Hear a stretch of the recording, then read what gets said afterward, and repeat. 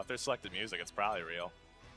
That is very true. Nobody selects music for the button check. Like, nah, we're only going to listen to this track for 10 seconds. Oh, Wilness, he knows me.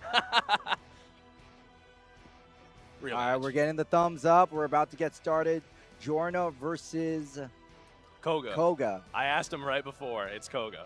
Kouga. Not Kouga.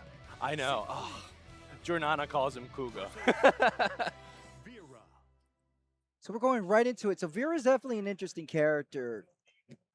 Because basically, when you're Vira, it's like, how long do you wait before you transform? That seems the question. Yeah, Kouga's very good at playing patiently and making you kind of fall asleep at the wheel so that he can just run up and do it. But he also has really good space control with his green thing. What's its name again? Luminaria. Luminaria? It's definitely a mouthful. Yeah. And Jornana really using the BC. Finally gets the knockdown. But gets put in corner. Kouga transforming with meter. Easy use of the transform. And this is pretty much all Jornana right now. Wait, you said Jornana plays Siegfried? Yes.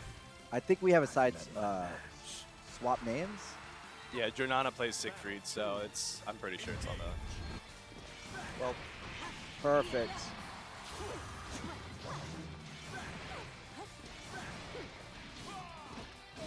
Jornana not wanting to deal with Vira at all, trying to keep her out with his fireballs, but gets DP'd off when he tries to make it go in. And it's 2-on-4, you getting caught. That usually freezes the game and sets up an unblockable, but the multi-hit from Lumini, the green thing, setting it up so that Kouga just gets the free conversion into corner. Really good damage optimization from Kouga. Jornana going for the fireball, not exactly chasing it down, but there's the trip down from Kouga. Will we see one more throw? No! Ooh, punishes the 2M. That move is huge, too.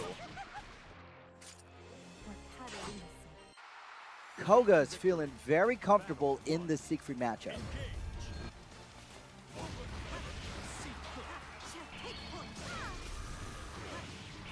One more dash there. Goes for the DP. That's going to be, give me that red stuff. And wise decision. Wise decision. Giving up damage for the ability to install. It's really hard for Vira to find moments, so if you get it for free, do it. Jornana not being able to deal with the corner pressure from Vira and gets supered into Kouga taking game one, I think. No, he already had game one. Into a round. To a round.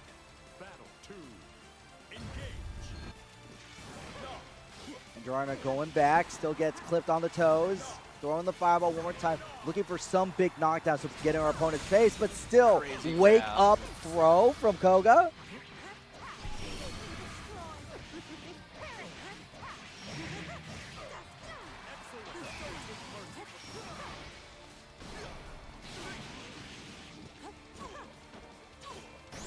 DP. Gets to caught in, crouching B is such a good long-range poke, but Kouga answering back.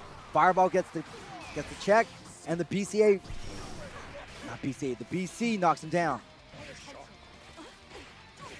Whipping grab, and Jornana gets a slight menial punish on, but still gets the advantage, setting Kouga to the corner and setting up his own pressure.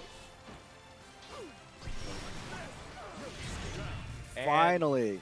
Picking up the game off of a U fireball. Jornana really seems content with throwing out that fireball with Siegfried. He's a big fan of the fireball, yeah. Usually, if you're playing any other character but Vira, you have to super jump to deal with his fireball. But Vira can kind of run up just quick enough due to his startup being so long.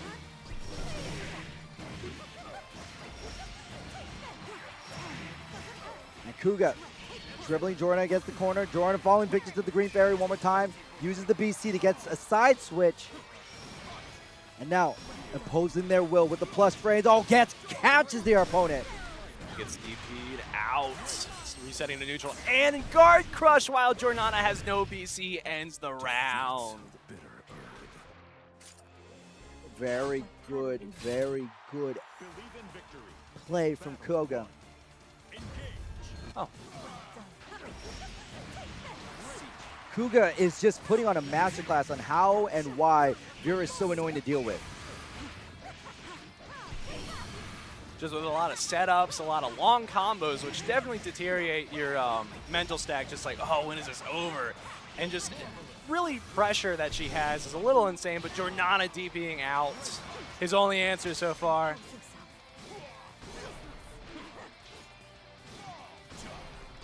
Yeah, Jornana getting stuffed in, not being able to land any combos of their own. It's really difficult for Siegfried to land any of his high damage combos because he needs a big counter hit, and he needs to hit like close and meaty and just get like he needs a big hit to really get anything started, and Kouga's just not letting him in. Not to mention, Jornana is using most of the time setting up fireballs, so we don't have opportunities to throw out the big, risky buttons.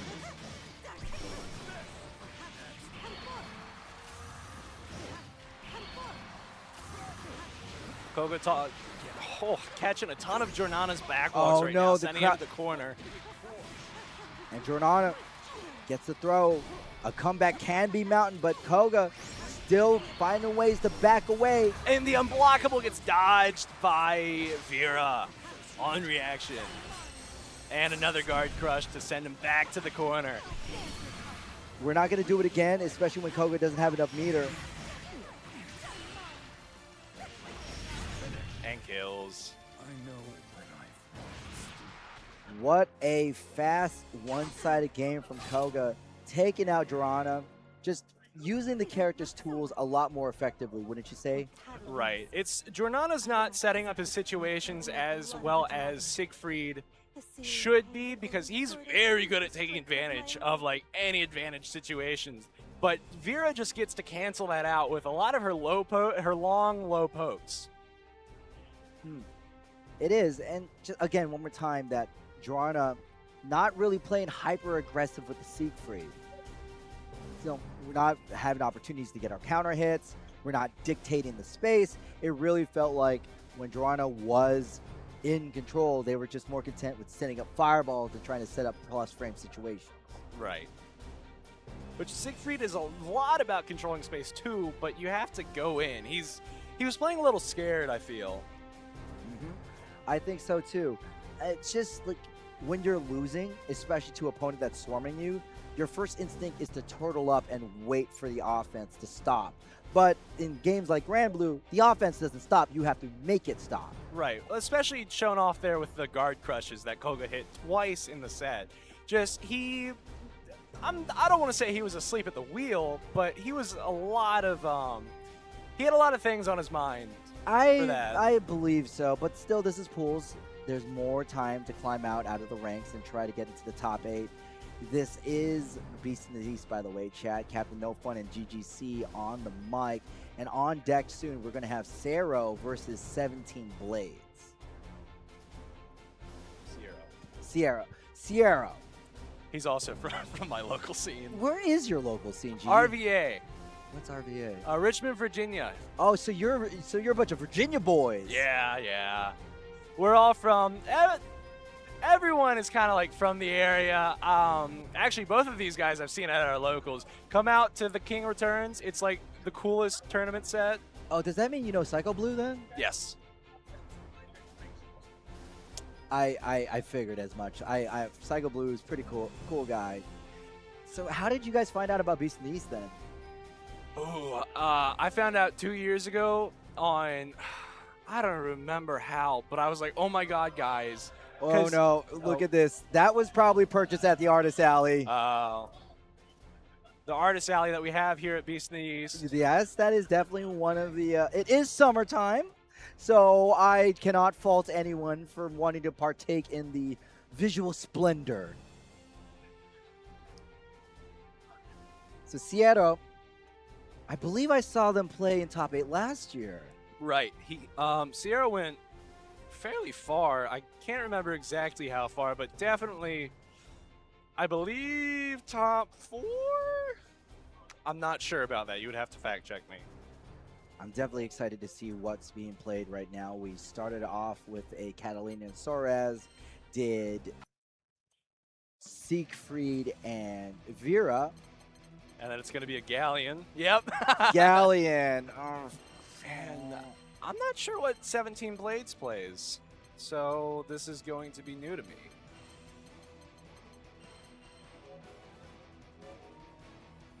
getting those buttons in. Definitely Granblue is one of those games where button checks is extremely important just because there's so many Granblue specific actions you have to map. Yeah, there's a lot of button chords. Like, you have to hit, like, especially since this game has a skill button, you have to, like, make sure that all your buttons are assigned so that, like, you don't hit, like, super when you were trying to do, like, a fireball or something like that. Because it's very easy to do. Is this it? No, it can't I hope be. this is a button check. Vicky? Vicola? Matera? Matera and Vicola?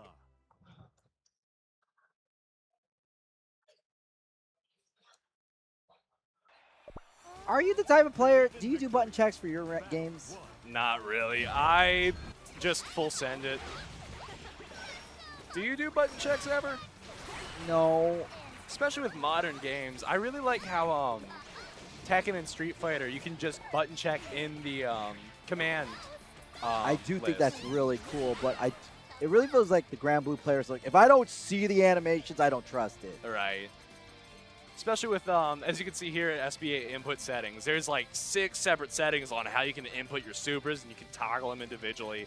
It's really personal. You can personalize it pretty easily to your taste of play style. However, I like to use the default setup myself. Oh. When this is the setup they told me to use, it has to be passable for a reason. Right. Well, personally, I think the input reader in Granblue is a little iffy sometimes. So it really helps that there is a skill button if you need to confirm, like, oh, I need to super here, and if I mess up, I am dead. I'll swap between the skill and just the normal input. That's an interesting way to look at it. I could definitely see why that is helpful. I guess it's just not for me. Oh, Zoey versus Galleon. Zoey, definitely one of the characters who got buffed up in one of the recent patches. And Galleon's definitely, like, lower on the power level of Granblue, I feel. Let me see what's going on. Here comes our Galleon. Zoner Grappler. What a weird combination. Zoner Grappler trap character. Even My weirder. bad. Zoner Grappler trap character where the traps also help grapple. Right. We shall soon see. Only one is worthy of the last slice of pie.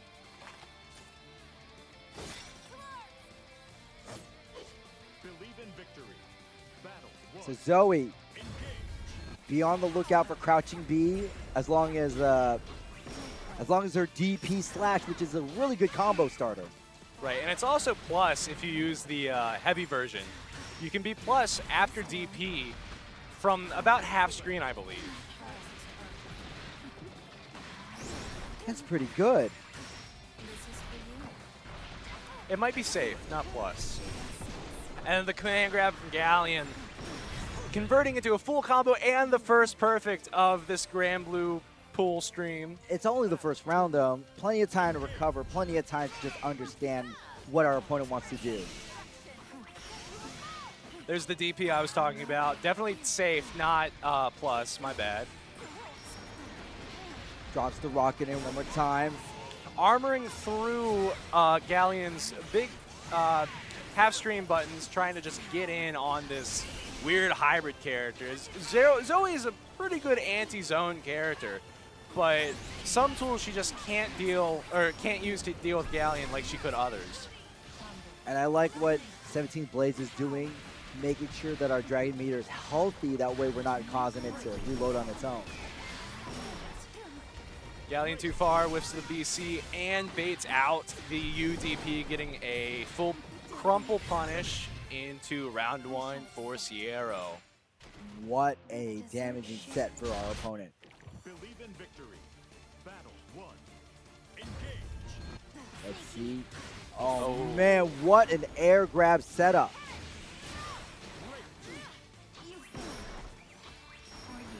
One dash in, 6-6 Light still finds a hit. 17Blades chasing them down, grabs our plus frames, but you see Siero still mashing.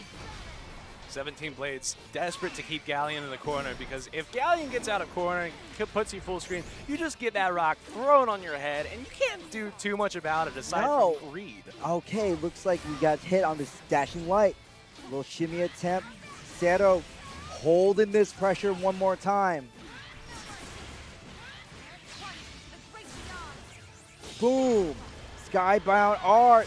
Drop that fireball down and cook our opponent. I can feel Battle 2. Engage. Jump back.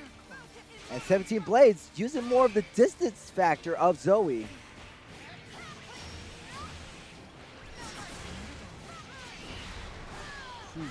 Oh, the Zooey dust loop. Super stylish combo. I love seeing it. It does, reminiscent of So Bad Guy.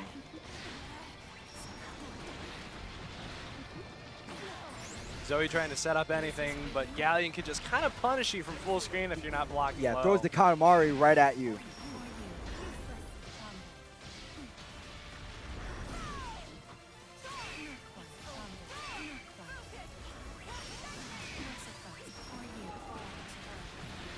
Siero definitely working 17Blades to the corner to try to set up anything, as Galleon is also set play character. Combos into super. Doesn't kill, but should give him setup. Ooh, goes for command grab and gets punished. That's unfortunate. What a big block. Blocks it.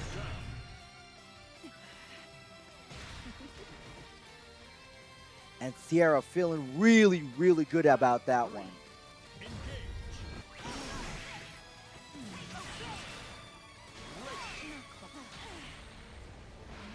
Dashing Light from 17Blades. Siero stuck in the corner the bad way.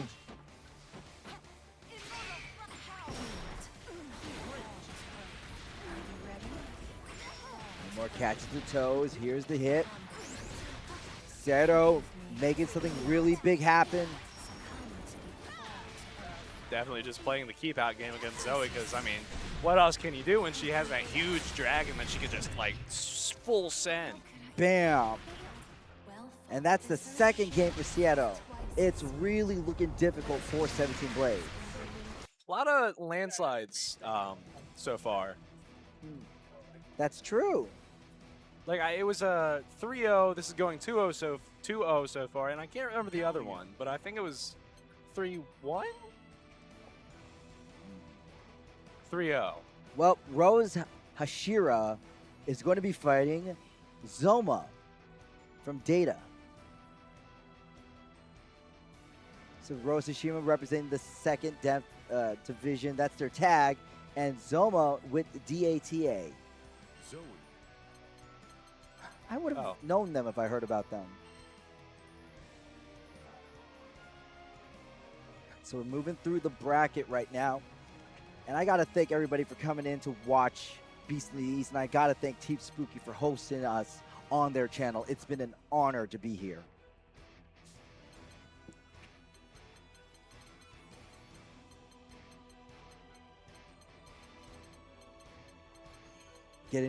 We have to get our buttons down. You got to get the music down. That's why people choose it. From how many times we've seen music select this, just in this stream, I feel like there's something to which track you play. I think so too. I mean, just because so many songs are informed by personality. So if you like the track, then you like the personality that track is written for. Ooh. Cotton can't. Here we go. Siero starting that combo in the corner. Oh, command grab. This is going to lead to a full combo because he's got trap on ground and another perfect for the set. Siero on set point. One more round and they can end it. Goes for a mid-screen command grab, but Zooey just backsteps and just puts on more and more pressure. However, we have the throw, putting our opponent in the corner, and this is where Zooey wants to be. Ooh, big hit him with that Katamari, that junk Katamari.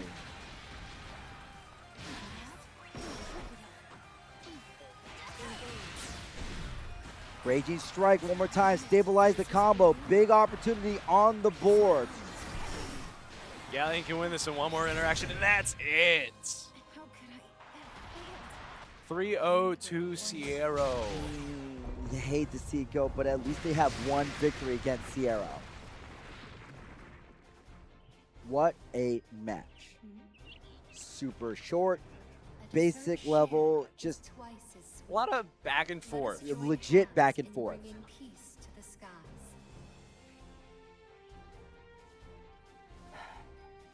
So, RoseHashira versus Zohma will be the next set on stream. I don't know most of these names. I don't know these next players, but I've known every player since, so, or every player before, so. Well, it's really good having you here for this. Thanks. I like I said, first time doing any crazy commentary. Very excited. Glad to have this chance. I just want to thank everybody with Beast in the East for giving this to me. And you really know your players too. I try. It helps me in bracket because I know how to beat them. And it's part of the sense of community that we all get in the FGC too. Yeah, it's not enough to just play the games. You got to play. It's with people. Right. People help make the FGC feel alive. And they also help you get way better at your character. Oh yeah, especially if they play the matchup that you hate. Yeah. Like just this past week, Siero was giving me like advice on like, hey, this is how you play the game. I'm like, okay, man. Doing great. Thank you. Well, that would be it for Siero at this moment. And now Zohma is going on stage. The one and only Zamir is here, but RoseHashira is looking to play spoiler.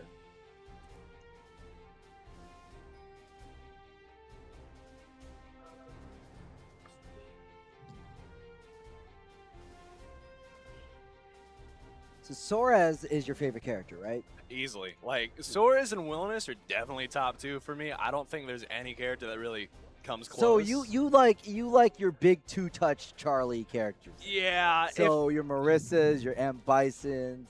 I actually play Alex in Street Fighter. So I'm really weird. I swap around depending on the game. In Tekken 8, I play Xiao Yu. I mean, okay, look, I play Guile, but when I play Uni, it's Tsurugi. Oh, yeah, so, yeah. I don't know. I feel like there's players that can kind of do really anything, and then there's players that just kind of find their style and stick with it for, I wouldn't say their entire career, but for like a lot of it, for sure. Well, for me, it's also sometimes you just want to play something that's fun. Like, I play Street Fighter 6. I got my fill of Fireball Zoners.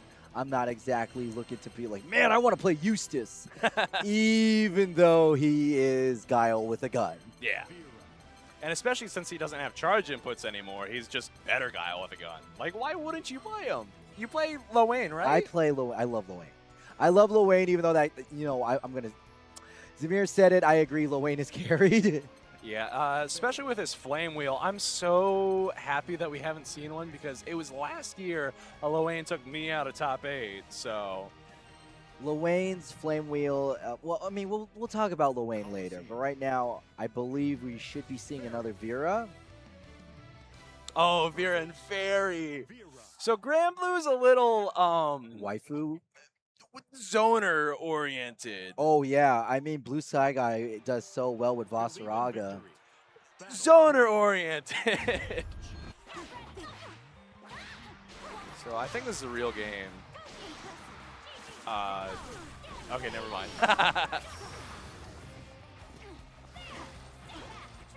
Vira, I do think, out of all the zoners, Vira represents zoning the best, just because she has the zoning weapon of the whip. Ferry. Ferry. Why say Ferry? Ferry. It's okay. Ferry. Yeah, Ferry. She's the... Vira not zoning. Vira, Right. Vira runs up. And Vira can zone. She can zone, but also I've seen Vira's just run up in your face and command grab into install. Yeah, because, I mean, Why wouldn't what you else are you going to do? play the game neutral? Nah. It's Granblue. It's an anime game. We don't have neutral here. But Ferry is one of the pinnacle zoners, in my opinion. Yeah, she's definitely her zoning is insanely strong for this game. Aside from that, she's got the same downside as Dalsim, with her whip counts as her hurt box. It does, even though it's not her arm. Stupid. But that means you could DP her from full screen if she's applying too much pressure. Not to mention, Ferry's DP is not the most reliable in terms of speed. At all. And you can really just get away with a lot when you play Ferry, just because Gigi right here, the cat that's on screen right now, holds down the neutral for you pretty easily, just because you place it out, and if you're standing anywhere in it, Ferry can run whatever game plan she wants for about a full second, which means overheads, cross-ups, low, really anything. All right, Rose here going for the classic Ferry of walking back, throwing the whip out. There goes Gigi. No, but gets stuffed right there. Zohma looking to smother Ferry and make her commit to one of those really bad DP options.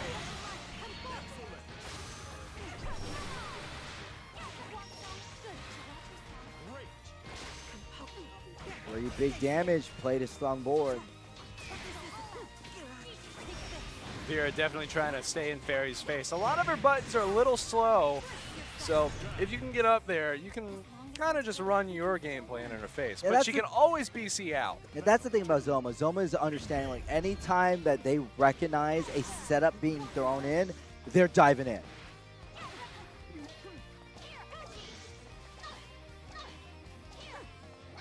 Zohma definitely scared to do any type of jump because it's Granblue. You can get a lot of damage if you anti-air. Oh. There's a throw from Zohma. Gets the knockdown one more time. When will RoseHashira do one of those committed buttons?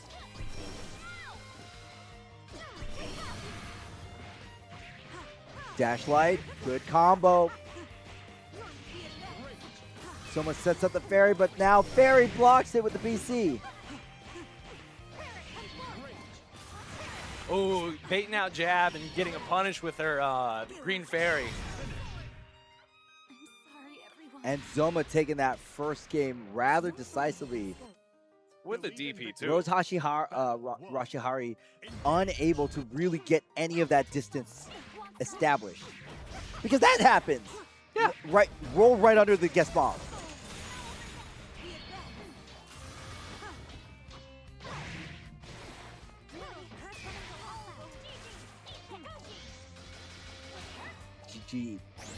Gigi goes out, Zohma's blocking it, and again we stuff the options.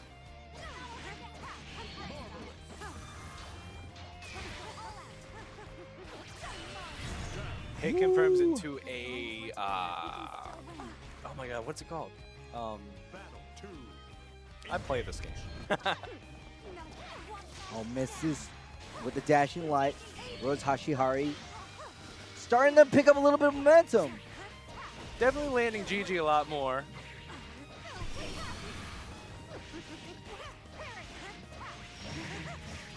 But I mean, Zohma's just like sending the corner over and over and over. What can you really do as Ferry aside from spend resource? Yeah, Ferry doesn't have the best DP options to turn around, and so as long as Zohma stays close, glued to her hip. But oh hey, Gigi comes out, stops the approach, and you can see Rose making sure that we spend enough of that meter to get the damage and get out of this corner. But the Ferry just comes. Green Ferry, man. Yeah. Oh, that Ferry. Yes. Two Ferries in this matchup. I said that's why I said the Green Ferry. Green Ferry. Green Ferry. Luminary. Luminaire. I think people just call it Lumi, but I don't know. It's a tongue twister. Oh, that's something that got twisted is that whip DP in the face. Zohma holding back, went for the dash, but this time Rose is putting the buttons out. Approaching is not free. Definitely spending meter to try to stay out of the corner as much as possible. But Vira just with her approach with that metered option. 2 throws in a row. Zohma looking to put it in. Even the BC, forced to use 2 BCs. That's really bad. That's going to amplify our damage. But Ferry got out of the corner. Ferry is out of the corner. But that just means Zohma, next time they get their hands on him, we got a dead Ferry. And there's the whip hitbox coming into effect, letting Vira just come in, counter hit, win. And there's also the lack of Brave Crystals coming into effect. Right. Turning that combo into fatal damage.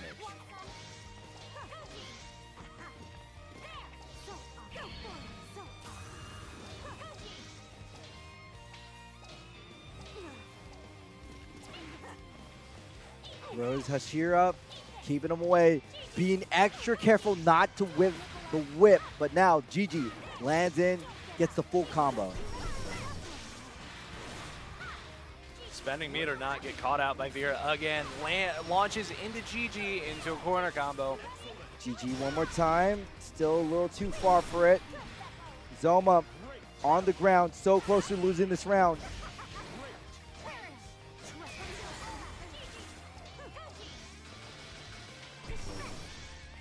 Look at that extreme patience from Zohma.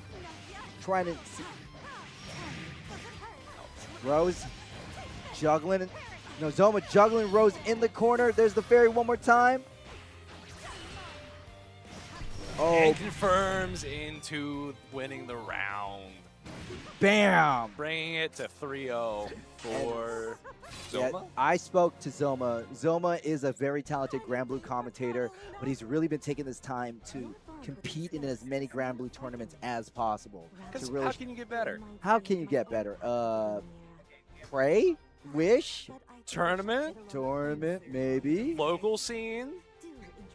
True. But anyway, I want to thank everybody here on the Team Spooky channel for allowing Beast in the East 9 to be broadcast to you. My name's Captain No Fun. GGC is on the microphone with me, and we just saw a fellow commentator, Zohma, do extremely well with the Vira.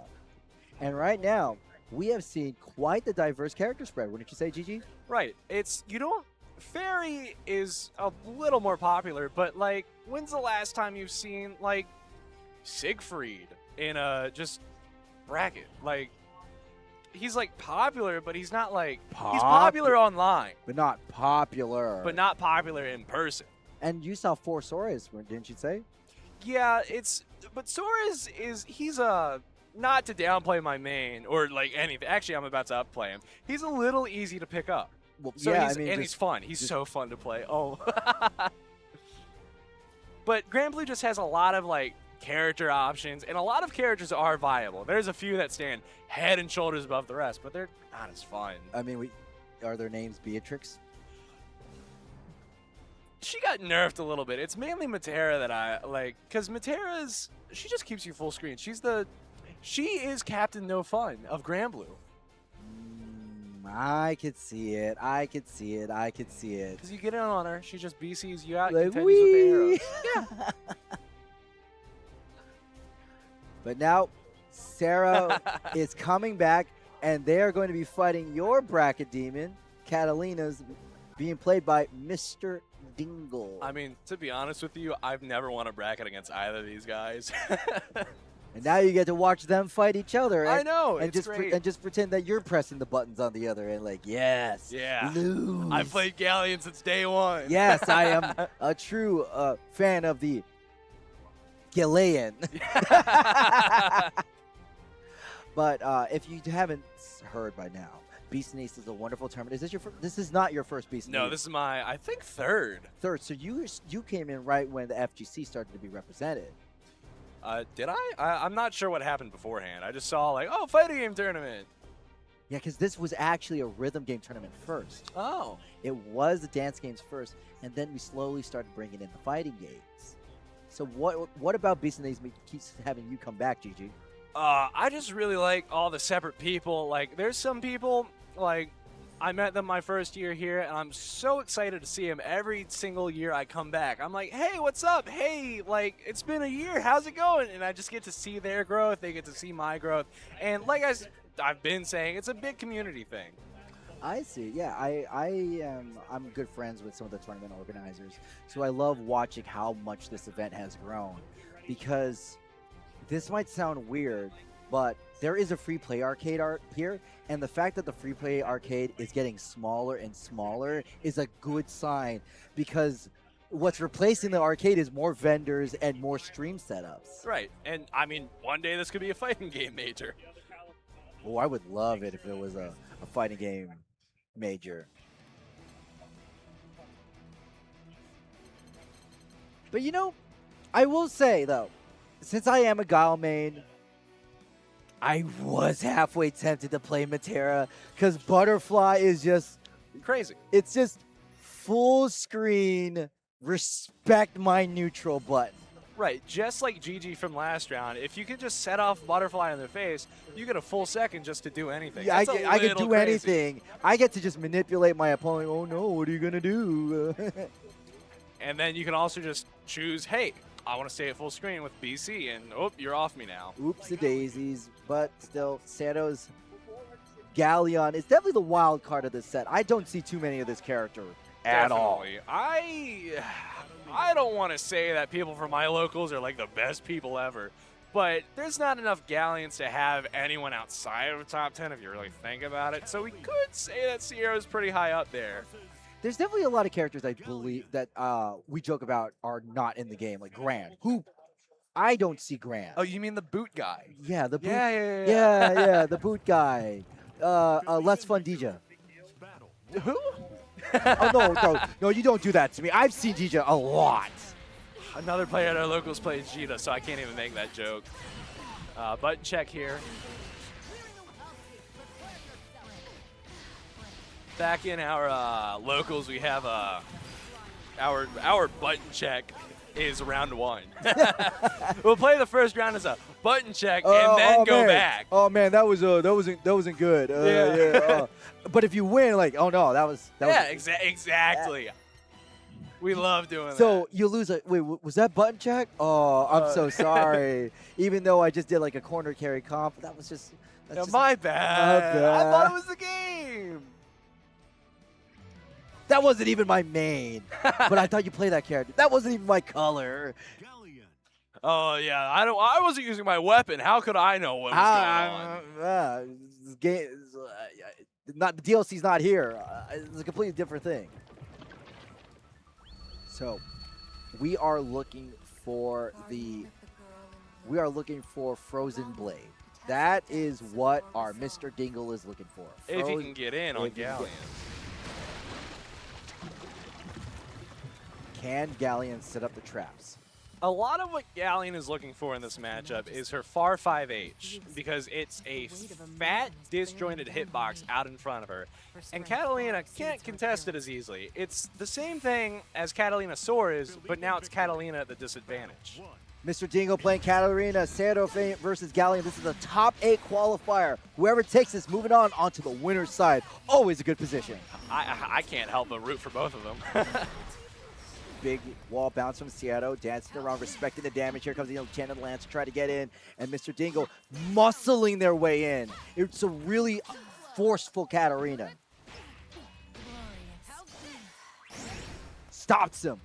Katalina definitely staying safe at max range that she, and a clash, and light wall eats a hit from Galleon, letting Katalina convert into a combo. We hit the combo limit though, so not all the damage on the table. But MisterDingle is so good. Oh my goodness! Here goes that flying one, and there's the Frozen Blade.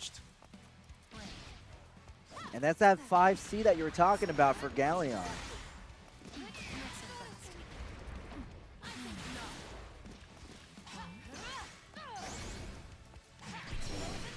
Again, just Dingle trying to play from max distance so Galleon can't get too much off, but still stays completely safe from all of her buttons. And because this is an ARCS game, that means our players are incentivized to use every single bit of meter they can.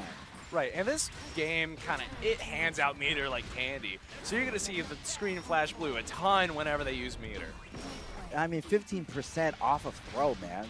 Yeah, it's candy. And don't even mention the meter refunds. You got a favorite candy, by the way? Not really. I mean, well, for real? I fuck with I like Kit Kats. Kit Kats? I like Sour Patches. Oh, too sour. Sour Patch watermelons or Reese's Peanut Butter Cups? Oh, peanut butter's too rich. Just like the rich gameplay we just got there with the 236H from Galleon ending that specific round. Are you sure you don't commentate before? Because that is a classic commentator transition. I commentate at my locals, but like I said, I'm usually in a back corner on my computer doing my best. And here comes Siero, big opening, taking him down to MisterDingle with the command grab. Dingle up in the corner. Still though, 76-meter on the table. It's full of crystals. There's the DP for the knockdown. Oh, gets caught running in, and that's really bad because the trap is right there. You're just, I'm holding my breath.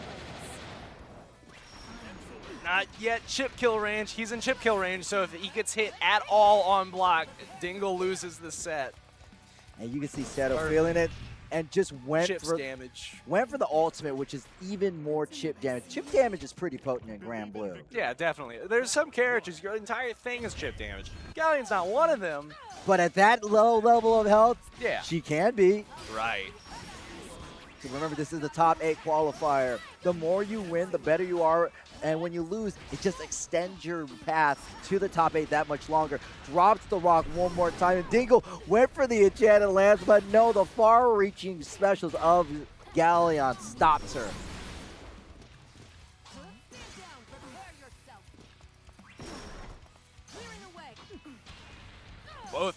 Both players definitely playing this match very safe, but Galleon getting a throw in, setting up trap, but getting caught by 2M into Frozen Blade, into what looks like a combo that'll go from corner to corner, as Catalina's very good at.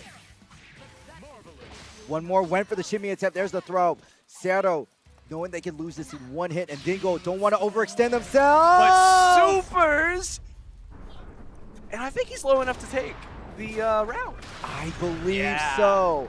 Ultimate Skybound art. And this is what we were talking about. When you're in this situation where you're fighting your opponent, looking for that opportunity to mix them up, and you stop, you can't overcommit for that very reason. What a great set of reactions from Siero. Top 8 qualifier one more time. MisterDingle unable to really control their pace. And we're not even seeing Frozen Blade be used as much, especially since Siero's got that spot dodge at the ready. Right, because Galleon tries to stay full screen, and if Katalina's a little too far, you can't always follow up with it. So it's not a waste of meter, but you're not getting much out of it. MisterDingle's been using 6XL to really find a way to just dash in and get the plus frames. But Siero, look at that combo damage. We're hitting the combo limit, but we put the trap down to really make things bad. And now, chip kill range. Abusing the far 5H and getting the chip kill. You did a really good job, GGC, in forecasting this. Actually, no, forecasting is weather. Looking at the seismograph, because this is earthquakes. Seismograph of the standing of the 5 seed.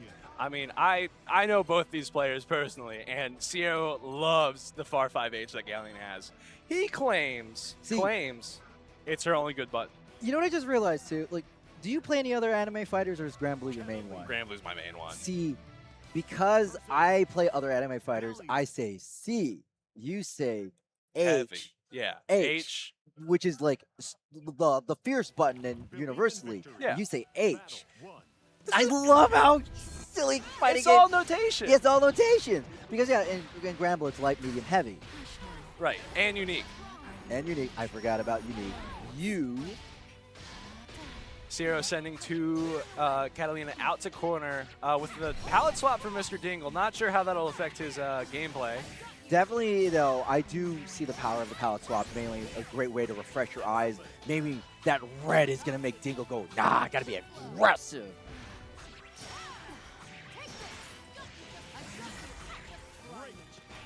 And MisterDingle, a lot more successful this go around, being a lot more cautious about how they're throwing their buttons. What a confirm to the Frozen Blade, and that's all they wrote. MisterDingle finally getting around on the board, stopping the rampage that is Siero's Galleon. Get caught by the trap that was set at round start and sent straight to corner. Galleon's pretty good at that, reading the DP or spacing out the DP and getting a full combo off of it. There's full combo. A lot of damage on the table too. Command grab. This is also going to convert because he already placed the trap into another kill, into Siero's third perfect match of his pools. Siero on set point. If Siero takes this, remember this is a top 8 qualifier. You want this. You really want this. And MisterDingle, how are you going to chase? Oh, Siero got caught mashing. Dingle's time. Be very careful of the combo limit, too. Spending his cooldown so that he can get as much damage out as possible at the risk of not being able to keep up his offense if he drops. To mention, we were maintaining our Oki, so we were able to get that nice throw in. Full Frozen Blade double, triple because of the Vira refund. 3. And just going right back to neutral. That's why I love Granblue so much. You can do some crazy stuff, and then you're just back to neutral. Like, oh, that was fun. Let's keep playing. Let's keep that 3 Frozen Blades. We can do this because we're using our ultimate skills. And Siero making good use. Now it's Siero's time to go. What? From that range. Yeah, no. Galleon has crazy hitboxes, but she also has crazy hurt boxes too. Still, what a call out from that DP. MisterDingle finally starting to get the offense ready as we confirm off of this Frozen Blade into the Enchanted. Another corner combo. And look at that. We're already at 50, so you know what that means? Another Frozen Blade is on the table.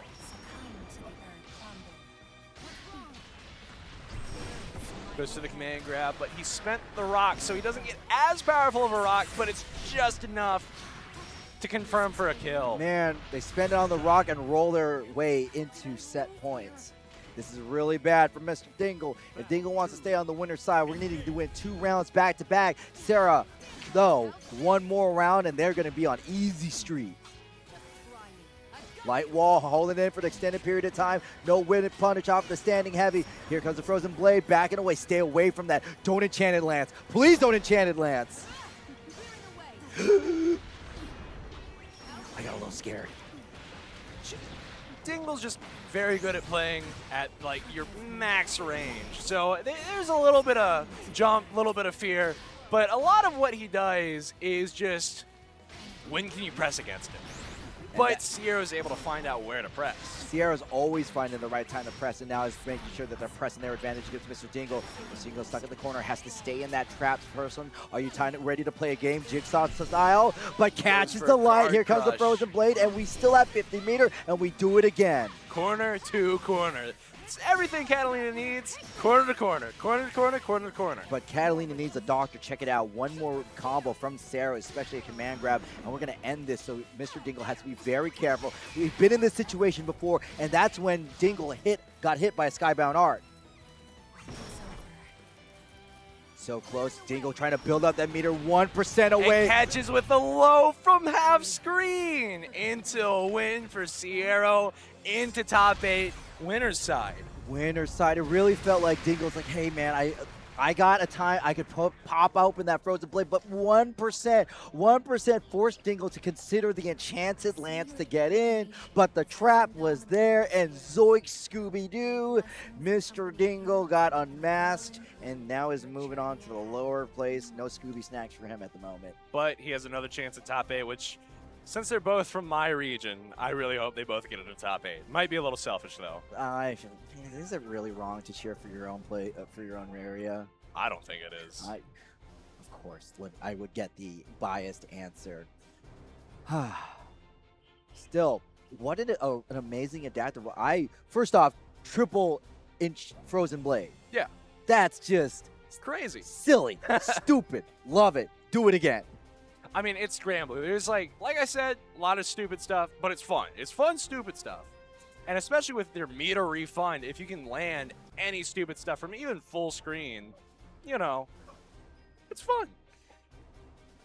So we're going to have now Zohma versus Kouga, and they too will be fighting for the top 8 section.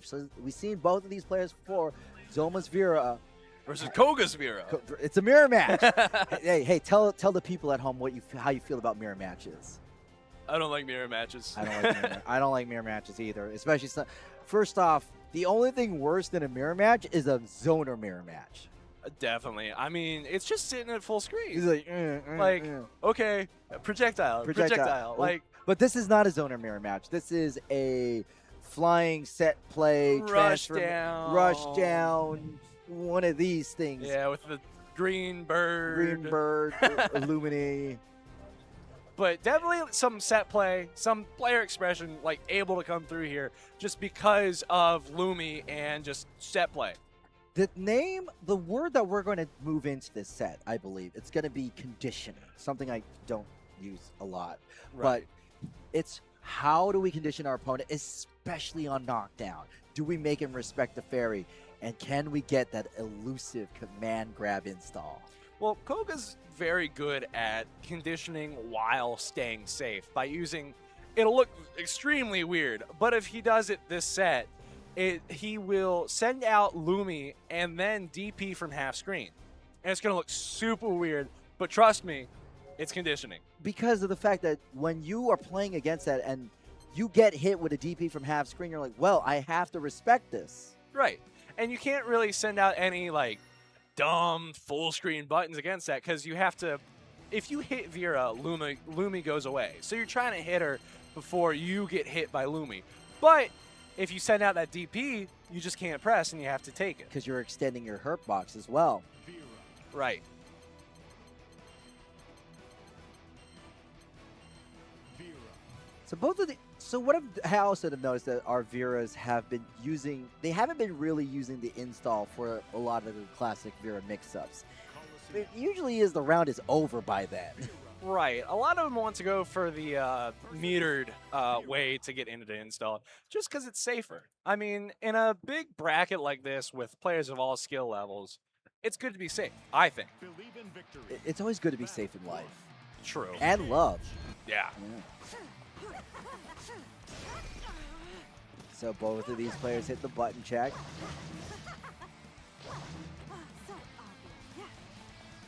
Really making sure that our buttons are here. Now the thing about the mirror match that is frustrating but fascinating is that every single advantage and disadvantage you have, your opponent has. So it's not about trying to use your own character specs to beat your opponent. Button check. Yeah, this is definitely a button check. Had to install first. I got to make sure it's still there. Like, yeah, I want to make sure it wasn't patched out. Right. Vira. I'm really hoping they Clash command grabs this set. That would be like really funny, I think. Coliseum. It could happen though, but both of these players are definitely some of the more reserved Viras. Right. So I definitely see some more like long pokes as opposed to Unga Bunga, I put my hands on you. Definitely with her, it's almost like, I believe it's quarter screen. She is a 6-6M and it hits you low from, like I said, about quarter screen. So that was a lot from Kouga during his sets. Zohma, not so much. Yeah, Zohma's been putting in a lot of time in the online spaces to grind out, playing Granblue and Combo Breaker, TNS. And look at that. Look at this patience. A lot of waiting. A lot of waiting. Knockdown. Kouga off to the early start, but not much. A lot of medium buttons, just trying to play for space right now. Gets Lumi, but doesn't get too much off of it, aside from a low poke and a mid poke. This crouching and standing mediums from Kouga have been doing a lot of work, slicing down Zohma's life bar.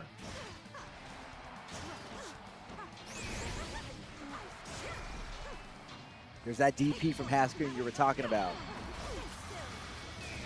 There's Lumi, but a BC. Kouga definitely like playing extremely safe. Both of them playing extremely safe with this. Definitely a more explosive character too. Good knockdown. Here we go. Got the install.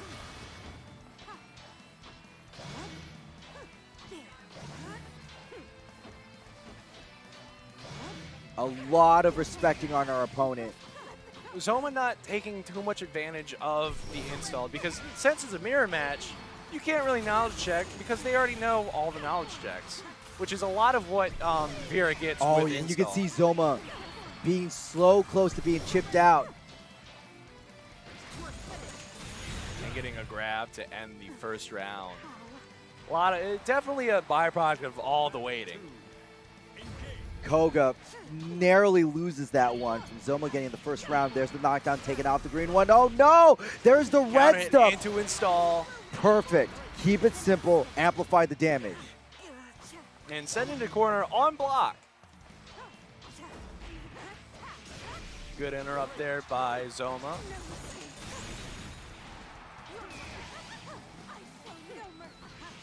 Zohma is caught tripping one more time with the dashing medium.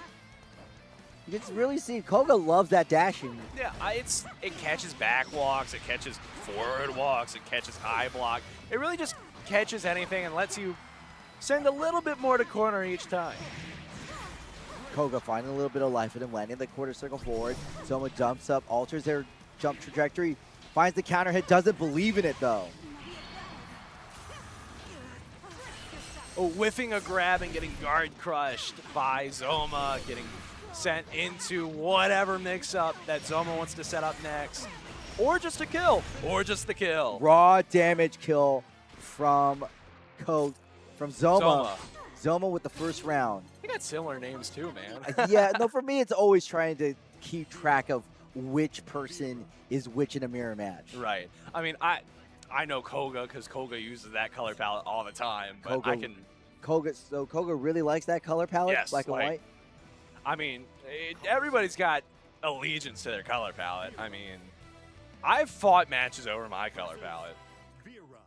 Which is, for Soares? Yeah. Oh my god, a little color custody battle. Well, the thing with Granblue, the customization's pretty cool too because you can also customize your weapons, but I really like the purple swords. Dancing back and forth. Kouga catches him with the standing B, but still Zohma muffed to the more aggressive start. Overhead does land. Zohma playing extremely aggressive this time, just sending Kouga right into the corner, but Kouga poking back. What a confirm from Kouga. Dash light. One more time. Stagger dash light. The dash light.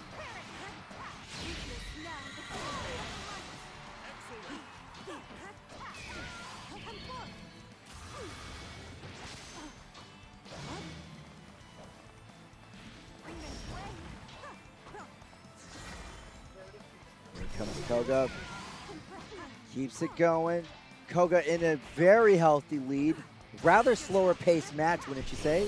Right. I mean, what can you do? If you get hit by like anything Vira does, she can use all of, if she wants to, she can dump her meter and send you in a corner and get a huge combo like this one that did, what was that, 50%? Yeah, Zohma managing to turn it around. Zohma's still up a game. Can we get that second round for the second game?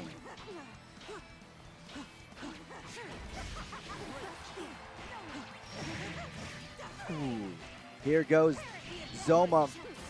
Kouga is in a bad spot, forced to use the BC to get some real estate.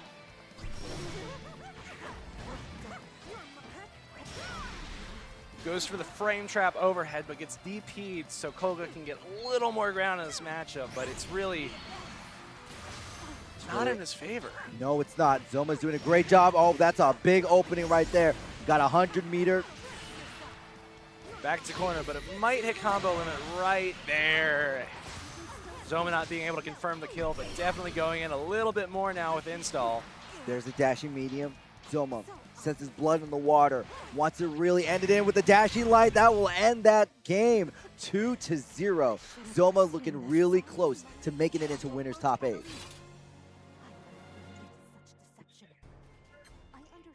well your desire, but no one will lead her astray. And you can see Kouga trying to get to the drawing board, like, what do I need to do to stop this character from beating me up using my own main? Right, I mean, a break between matches is always great to refresh yourself and just like, hey, what can I do? What went wrong?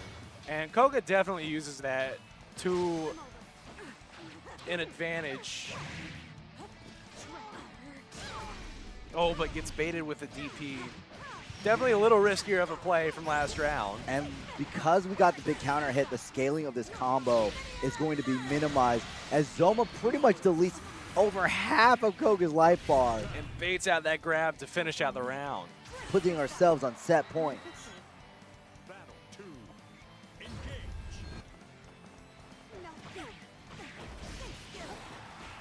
Zohma crouching lights, finds the throw, gets the knockdown, 45-meter. Now we got 50. We could really turn it into something special. Kouga, though, knockdown of their own. Kouga definitely using that dashing medium to try to get any space back to mid-screen at least. But Zohma getting a big combo with Yu Lumi, which sends to corner from almost anywhere on screen. Oh yeah, big damage indeed from Zohma.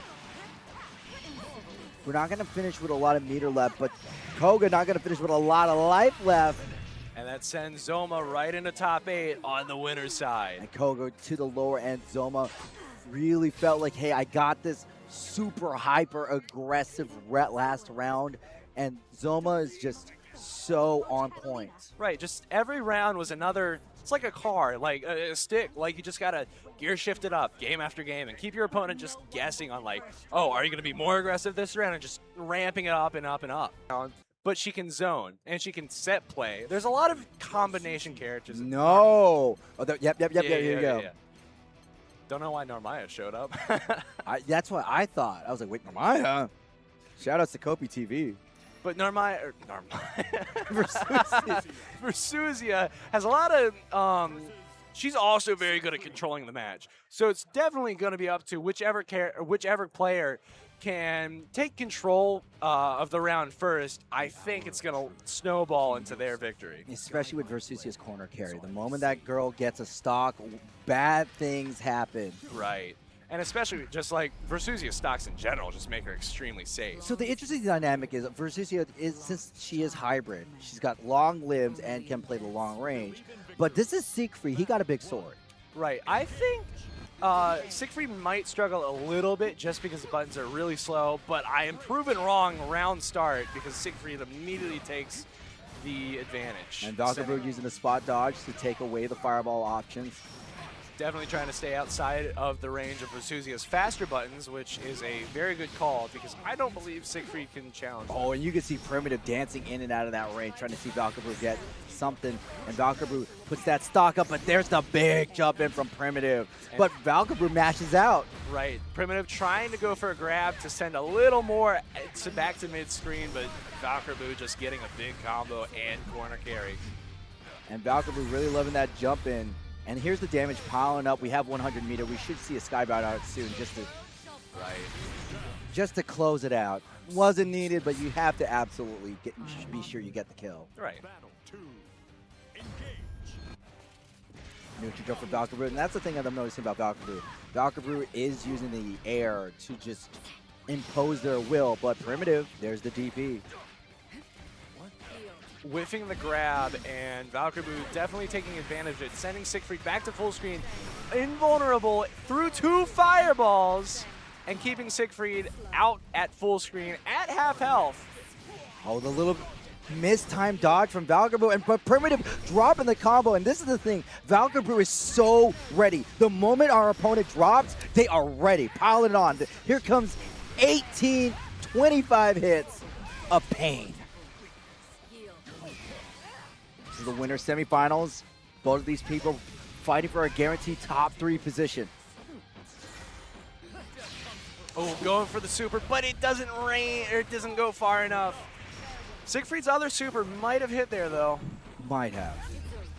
Primitive so close to being chipped out, one touch away. Valkyraboo, healthy lead of life. The Primitive, not a lot of resources. Has the aggression. That's big. That's really big. For a combo, and since he can follow up with the, goes for the unblockable and hits it on tech roll. Or tech wake up? Well, that's what we were said. It really looked like to be Valkyraboos around to win, but the moment that Valkyraboo mistimed that spot dodge, because Siegfried's fireball is slow, which is bad when trying to fight with it, but it's great for messing up your timing. Right, and Primitive just kind of took advantage of that and swung it right back in his direction. Now Valkyraboo being a lot more aggressive. You can't leave him alone. That was a whip punish opportunity, but under the quarter circle back one more time. The spot dodge has been Valkyraboos' biggest friend and biggest enemy. BC in, but still Valkyraboo mashing on the 2 light. Sent back to corner, back in Valkyraboo's favor. Definitely cashing out big here. It doesn't even matter about favor because that killed, giving Valkyraboo the first round of the set. Really great job of Valkyraboo to walk away from that previous, 2 rounds ago. That was disastrous for them. I would not be feeling good if I let my opponent leave with a magic pixel.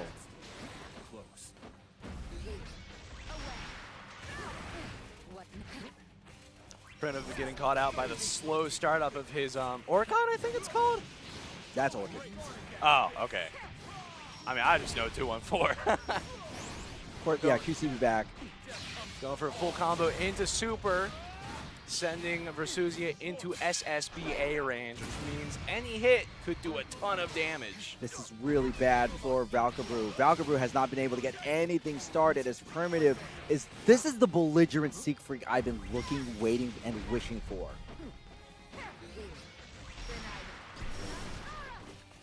Primitive has so much life. They can muscle their way in. Valkyraboo can't afford to get touched. You better watch your toes. Primitive comes in with the quarter circle back, drives the sword downward. And Valkyraboo definitely using token as much as possible just to stay safe, but you can't really stay safe when your opponent can hit you from that far. And if you notice, Primitive has been jumping a lot more, and one thing Valkyraboo's not doing is stopping the skies. Right, because anti-airs and Granblue are just so potent compared to other games. But here we have Primitive going for a combo that... Crouching light. Oh, misses the drops, unfortunately, but we still stay in our opponent's face, carries them to the corner. Valkyraboo sitting on 82 meter. Most of their moves are on cooldown.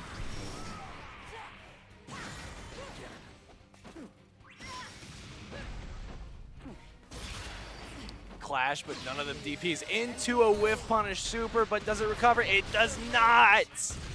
This is a big opening for Valkyraboo. This should be able to get the kill. I mean, 999 hits, what wouldn't kill? Not even in Super Skybound Arcs range is needed, and Valkyraboo could take this to a 2-0 situation. Primitive has been so close to winning. They get these explosive combos, but then Valkyraboo just wins slowly but surely. Right, Versusia just has the advantage. Oh, and a parry there from Siegfried. That's the first time we've seen this set.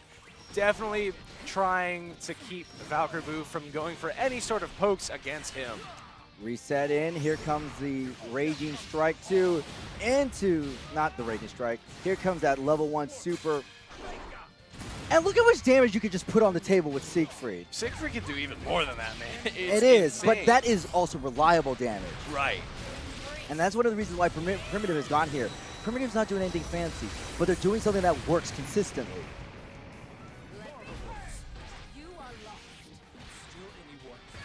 Valkyraboo, one touch and they're dead. They don't have enough meter to get this kill. This could be it, though. I am so wrong about that. Granblue is just such a high damage game, especially if you get an H starter. It just doesn't scale as much. Hence why we're at a 1-to-3 situation. Winner semifinals, people fight in for the guaranteed top 3. Loser will be dropped to the lower section. And that quarter circle back has been Primitive's main way of making their way in, including the fireball. Oh, that's a huge jump in. Little shimmy, baiting it out, stands alive. Valkyraboo going for the jump back, but still gets hit. But gets DPs out of corner to try to swing the momentum back in their favor. Jumping in. Wow, we're going to neutral jump the fireball. And that's pretty much what 90% of Siegfried rounds boil down to. Right. I mean, Siegfried has to use Fireball. It's such a good tool, you can't not use it, really. But against a character like Versusia that just has tracking projectiles, it's a little more difficult to really throw it out in neutral for any sort of control. However, Primitive is using this more, like you said, it's control in the sense that Valkyraboo is rooting themselves in place to spot dodge or neutral jump. Valkyraboo spending meter to try to get token for investing in later. Oh my God, far B, good combo. Goes for the medium chain and already right into the Skybound art just to get the knockdown. This is not going to kill. I am confident in that. Oh, but he catches it with a poke from way too far, I think. And just ends out the round like that, giving Primitive their first round on the board. Yeah, this could either be the beginning of something amazing from Primitive or one last gas. Valkyraboo still has a 1-game lead. As long as they take this, they're going to get into that top position. Primitive definitely wants it with this straight to corner from round start, but Valkyraboo being able to DP out. That's something Primitive's been getting caught on a lot, is a lot of DPs. The thing about Primitive is winning a lot of exchanges to neutral. It's just that the damage output between these players is favoring Valkyraboo. Right, because Versusia just has so many options to really pile on damage. Siegfried kind of needs that counter hit, which Primitive meter, which Primitive can't really get out in this matchup because Versusia's close buttons just beat out Siegfried's close buttons. I'll tell you what's beating out that an ultimate fireball beat him out, and Primitive 1 round away from tying it up for 2-2. Catching the roll with an L going from almost to the corner. Here we go. So Valkyraboo slams the light and throws the fireball to just maintain the Oki, but the fireball from Primitive is doing such great job. Missed time column of fire, and this is going to be that's really good for Primitive. Oh my god, another missed time dodge. But he's not pressing here. I'm pretty sure he recovers in time, and he takes another round, tying it up for 2-2. This has been Primitive's momentum shift. Taking one game, 2 games in a row, and now we've reached game number 5. Whoever takes this is moving on to winner's final side. Really excellent, guaranteed top 3. But the loser still gets a chance to come back. The in top loser 8 does loser still side. get a chance to come back. That is absolutely true, GGC. Now I'm just wondering, when you're in a situation like a grand finals, do you like to be in the loser's bracket climbing up, or do you want to be in the winner's side waiting and chilling? I think it's better to just be on the winner's side. You have less matches, less stress. You get more breaks because you're not going through loser's side of anything. And really, winner's side gets held up by loser's side anyways. So. Plus, you're called a winner. Who wants to be a loser? Exactly. Like, oh, I went through loser's bracket. Losers. I'm just the best of the losers. But Primitive coming in with a dashing medium for the knockdown. Valkyraboo slamming on this great dash back, but still nothing there. But the standing B from Siegfried, such a good button. Going for a mix, but frame traps Versusia into a little bit of damage. Definitely still in Primitive's favor, though. Versusia fighting her way out of the corner and confirming Fireball into Flame Pillar. Fireball has been Valkyraboos kryptonite. It's like 50-50 whether or not they dodge it, and Primitive for the first time this entire set is now in the lead. Primitive definitely still getting a lot off of jump-ins that Valkyraboo just isn't punishing right. Valkyraboo trying to spot dodge Siegfried Fireball. You can't do that too easily and just getting like mixed in corner by Siegfried's stance, but misses the guard crush and gets sent right, or gets to walk right out of corner. Like, you know, batter to first base. Hey, better swing. But Primitive, oh my god, we go for the ultimate. 50 meter on deck, Skybound Art is a non-issue. If Primitive gets one more jump in, but Valkyraboo takes care of that passivity, and Valkyraboo has so much meter. 9 away from 100. Ooh. This is bad, this is bad, this is Valkyraboo. Can we close it out? We just need a Skybound out. SBA, and we are totally in it. Match point. Winner's final game, final round, winner's semifinal. Who will finally take it? This is way too stressful for a round 1 of top 8. Oh, and blocks the DP. This is not hard good. Counter hit, 2 corner. Fireball doesn't really get the Oki. Primitive slams the sword down. Valkyraboo still has stock in. The jump in finds nothing, but Valkyraboo gets the jump in of their own. Fireball in here. No, nothing. We're just whipping at the air. I don't even know what to say. This is too stressful. Just Primitive not being able to really take space. Valkyraboo trying to throw anything out to keep the space, but Siegfried landing a big parry, keeping Valkyraboo in a corner. Oh my god, look at, we went for the shimmy attempt, but unfortunately we still fall victim to the DP. None of them wanting to hold a DP. Primitive has 50 meter. Valkyraboo getting close to it. Ultimate skill is on deck. A lot of Valkyrie moves are on. That's the crouching B to the Orkin. Primitive can't steal it in. Instead, they run up, get the mix. Here's the fireball. That's been a thorn in Valkyraboos' side. Spot dodge to get the corner circle back. And Valkyrie with the jump in of their own. This is a real nail biter of a set, isn't it? I think Siegfried's got it in the bag here because he's spending all of his meter to try to get the kill. With 3 bravery points, he is done and wins winners round 1 of top 8. So a reverse 3-0 from Primitive. Valkyraboo had it, really did, but then the belligerent buttons, the damage from Primitive, and the X Factor, the jump in. And really just Primitive's ability to just see what's going on and like knowing the answer and knowing what your opponent can't really cover for, like all of the jump-ins that Valkyraboo was just failing to anti-air. It's the jump-ins from Primitive, also the fireball. We've seen Valkyraboo time and time again misdodge the fireball, leaving himself to be open because a lot of these misdodges happened in the corner. Right, and a lot of the fireballs too are just, you can't spot dodge them because they're so slow. So already we see here Primitive in winners final, very privileged position. Meanwhile, we have Siero, our Galleon player, facing Zohma from Data, another Vira. Right, and this matchup could go either way. Both of these players are, obviously, by being in top 8, very competitive, very top good at their 8 on the characters. winner side. On the winner side, very good, very competitive. I'm excited to see this match. Also, I got to give a shout out. Yo, check out that Doom theming, man. I think it's cool. I mean, like, I love Doom. You look like a Doom player. I'm too young to play the old ones. I'm just saying because Doom is very heavy metal coated. Ah, yeah. Yeah, I mean, I would be lying if I said I didn't listen to that soundtrack. I mean, it's a really good soundtrack. And it's just awesome that we have the theming because, I mean, who doesn't like Doom in the first place? I mean, and that's the thing about Beast in the East that we really love is the fact that they go all in on their themes. There's Doom shirts, Doom. There's like, you should see the Beast in the East merch, like, highly underrated. Last year was Legend of Zelda. I bought some of that stuff. Like, you are guaranteed to get a button up, a quick dry shirt, which is really good for all the rhythm game players, 3D printed stuff, and it just looked good.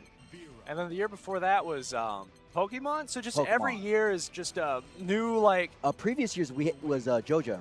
Oh. We did JoJo Part 5. So yeah, every year is just like, hey, cool new merch every year. And there's also an April Fool's theme. So right, it was last Shrek, and then My Little Pony, right? My Little Pony. Right. So if you look at it, it's 2 themes. But all right, let's go here.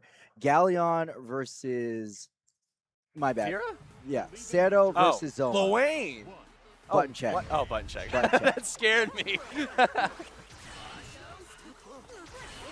Button check, dude. God, I love these button checks. I like it when they actually like hit each other. It's a little, it's definitely like, oh, that's fun. It's like you're gonna do that to me, huh?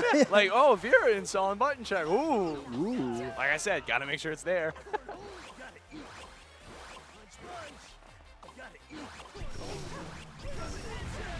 So Siero has been playing Galleon. Zohma's been on that Vira. We've been seeing Vira the most in this tournament. Right, and Vira's just a very, I mean, I think she looks cool too, because her buttons are just like, okay, poke, poke, poke. Oh, I want to go in, I'm going to go in. She's one of those more like easier to pick up characters, hard to master. Especially because of the way her install works with the aerial movement. And it's more about tricking your opponent as opposed to like meter dump to big damage. Right. However, Vira can just do big damage with her moves alone. Yeah, she can carry you corner to corner if she's got the meter for it, just because Lumi gives you so much freedom to really do whatever you want if you have it out on the field. Siero is really going to be relying on their traps. How are they going to be able to restrict Zohma's movements? I think we're going to see more Far 5H. I mean, Is I was right is that last her time. magic button? Kind of. Okay.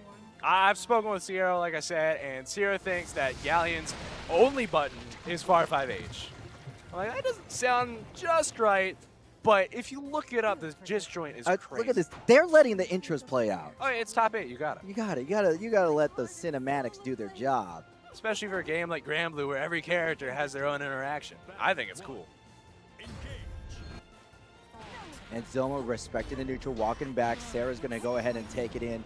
Look for that standing heavy. That button right there. where she lunges forward. Right. And Siero trying to walk Zohma into corner, but Zohma just rolling past Siero and taking advantage right out of the gate.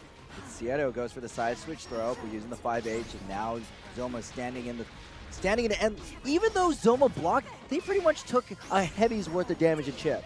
Right, because if you just have rock, you can just keep throwing rock, rock, rock, and it's just chip, chip, chip. And you can't really do much. It forces you to press 2 U buttons, send both back to a kind of neutral position, but Siero being able to send just right in a corner with Galleon's big launch. Siero going for a command grab, but getting punished out.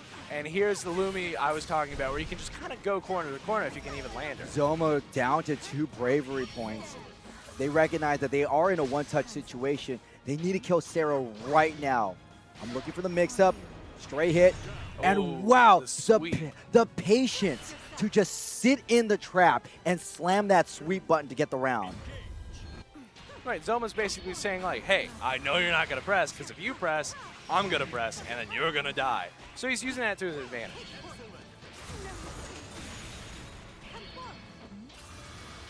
First throw in, Zohma doing a great job checking Siero. Another throw, we got so much meter on deck.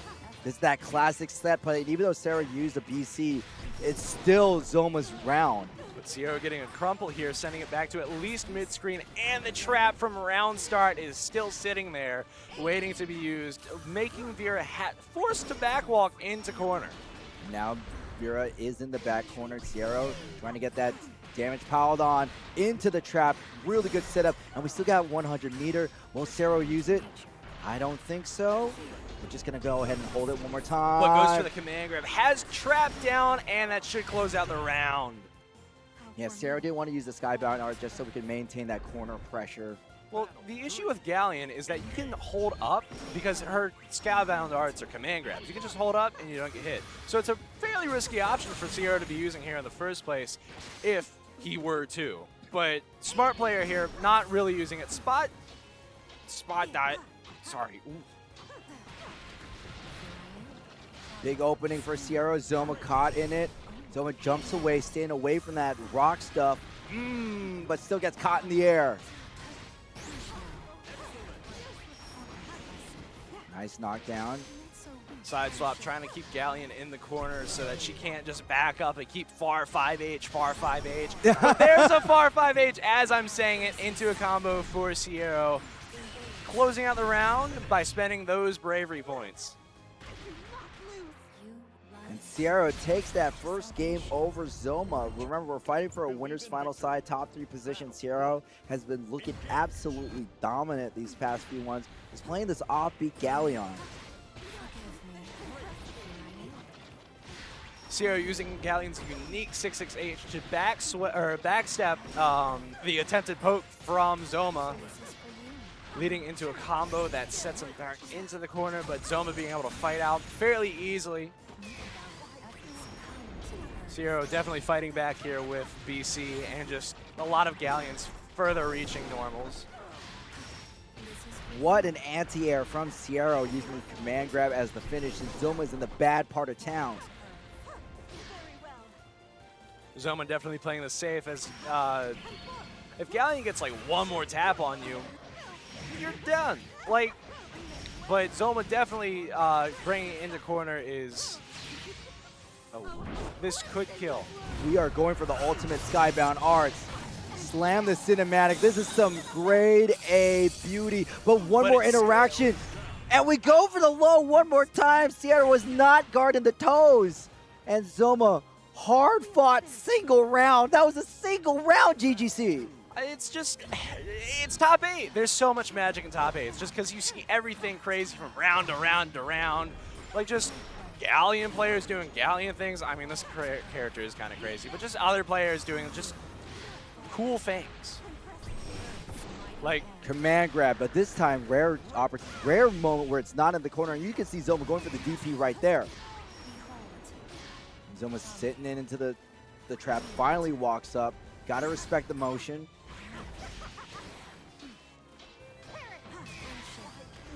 Siero trying to keep Zohma in the trap, but far 5H gets jumped for Zohma to get a full combo 2-corner. Definitely setting up Siero for a little bit of failure on Wake Up if Zohma were to set Lumi.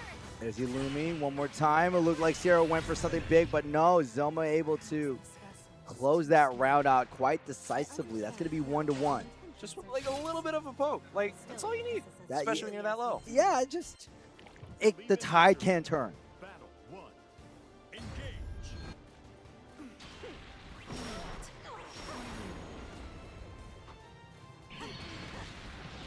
All right, Zohma not very cognizant of Galleon's 5U, which it's a low that hits full screen no matter where you're standing as long as you're not crouch blocking. Zohma definitely forcing their way out of the corner, throwing out Lumi as a way to approach, getting a lot of low pokes, knocking down Siero over and over, and just keeping Siero kind of locked down. But here comes Siero on the way back, trying to keep Zohma in the trap and into corner. They should be able to kill. The combo limit hits, though, and barely doesn't get it, but a counter poke gets Siero the round. Battle 2. Yeah, Siero has been landing a lot of explosive damage and getting so much mileage off of the traps. But what can you do when you just keep getting poke, poke, poke, poke, poke? You just drain your health slowly. The explosive damage from Vira hasn't really been represented, but here's the grab from Siero. Siero repping far 5H as, you know, I'm pretty sure we could all see coming, and sending Vira right back into the corner. Just waiting for something to happen. You can see Zohma understanding that they're not in the range to really do anything substantial, so they're waiting for that whip from Siero, finds the knockdown, lands it into a throw. We got a fight. Oh, and gets the SBA from Zohma, trying to put on a little bit of pressure from Siegfried, but extends a little too far and gets caught by the command grab, letting Siero get a lot of swing of momentum and closing out the round with trap because Zohma was not blocking low at the exact right time and gets caught by Galleon's 5U. What an ironic turn of events, because if you remember, Zohma was able to steal a few rounds from Siero because of the low pokes, and now with Siero turnabout's fair play, clipping Zohma and now taking their own game. Right, it's just adaptation by players. It's awesome to just see high-level players do stuff like this, I think. Zohma, though, staying cool. This is a very good position for Zohma. Zohma's been working so hard with their Granblue game, so I'm sure that no matter how high he places today, he's going to feel really good about this coming home. And now we're getting a little bit of a mental reset. Right, a little bit of a break is always nice, especially on like a high mental stat character such as Galleon, because you got to watch for so many things. You got to watch for low, you got to watch for a disjoint, you got to watch for a command grab, or you could just DP out, that works too, and send him right in a corner. And Siero using their buttons to push themselves out, gets the jump in right now. We're back to the neutral, and Zohma got to be very careful how they approach. Being extremely cognizant of Galleon's 5U after getting caught out by it just a round ago. With the cross under, Zohma throws out Lumi. And Siero playing the range game so well. Siero's footsies is something that we're not highlighting enough. It's so nice. Right, it's just like, oh, you thought you could poke me? No, I'm just a little bit out, and then just far 5H, far 5H. And it's difficult to get around just because, like, these players are so, like, they know their ranges. Especially with Vira, too, with running M, just the low poke, just getting the very tip of the sword, so you stay safe, but you can still get the knockdown and hopefully set up. Standing heavy is doing so much work for Siero, and every time Zohma's knocked back, not only do they lose all that spacing, but they're standing in the trap zone, meaning they're opened up for chip damage. Right, and they just have to work their way back in on Galleon, which is just very difficult, again, with the far 5H being the key button here. Here comes a good throw from Siero. Zohma's on death's door. It's looking really bad for them. And Siero takes it with a long-range poke. putting Zohma into the lower bracket. Siero is going to be joining one half of winners finals. Good on him. I know. Like I said, I'm biased, and Siero's going on to fight Primitive next. After, are we running losers next? We should be running losers soon, I believe. Okay. So Yeah, see, it's Quinbee. Oh, I got you. So right after that, it's going to be Quinbee and RoseHashira to start loser side of top 8. That is going to be where the desperation kicks in. Now the people, well, before we've been watching the privilege, the winners. Right. Now it's the desperation. Yeah, you don't have the safety net of, oh, I'll just go into losers. It's I am in losers. I am out. the loser. Exactly. I can't be a double loser. Right, and it's a lot of pressure because of the game, but it's also a lot of pressure because On you. Right, and it's also like, oh, I came all this way. I can't lose top 8. And these people are climbing up these stairs. I don't know if you see this, chat, but there's the actual staircase is in front of us. And as somebody who has made the climb literally in the bracket and physically, what's going into your mind when you approach a stream on a setup like this? Oh, well, when you know your opponent, it's fear because it's like, okay, what can I do against them? If you don't know the matchup, it's definitely extra stress. But if you know what to do, you're just running through like, okay, I can punish that with that. I can do this to that. And it's just your answers. And the walk up to it is just definitely very... You anticipate what's going to happen, and you kind of just try to set your mental stack before the game starts. Because Granblue is just such a heavy stack mental game. And not to mention, watching the match from the audience to the stage does a poor comparison of visuals when you're on the stage looking down at the audience. It feels like all eyes are on you. Right, especially like when you're up there and like if you take the time to turn around. I was too scared when I did it. Don't turn around. But if you take the time to turn around, it's like, oh, everybody's there. Yeah, don't be like Orpheus. Don't.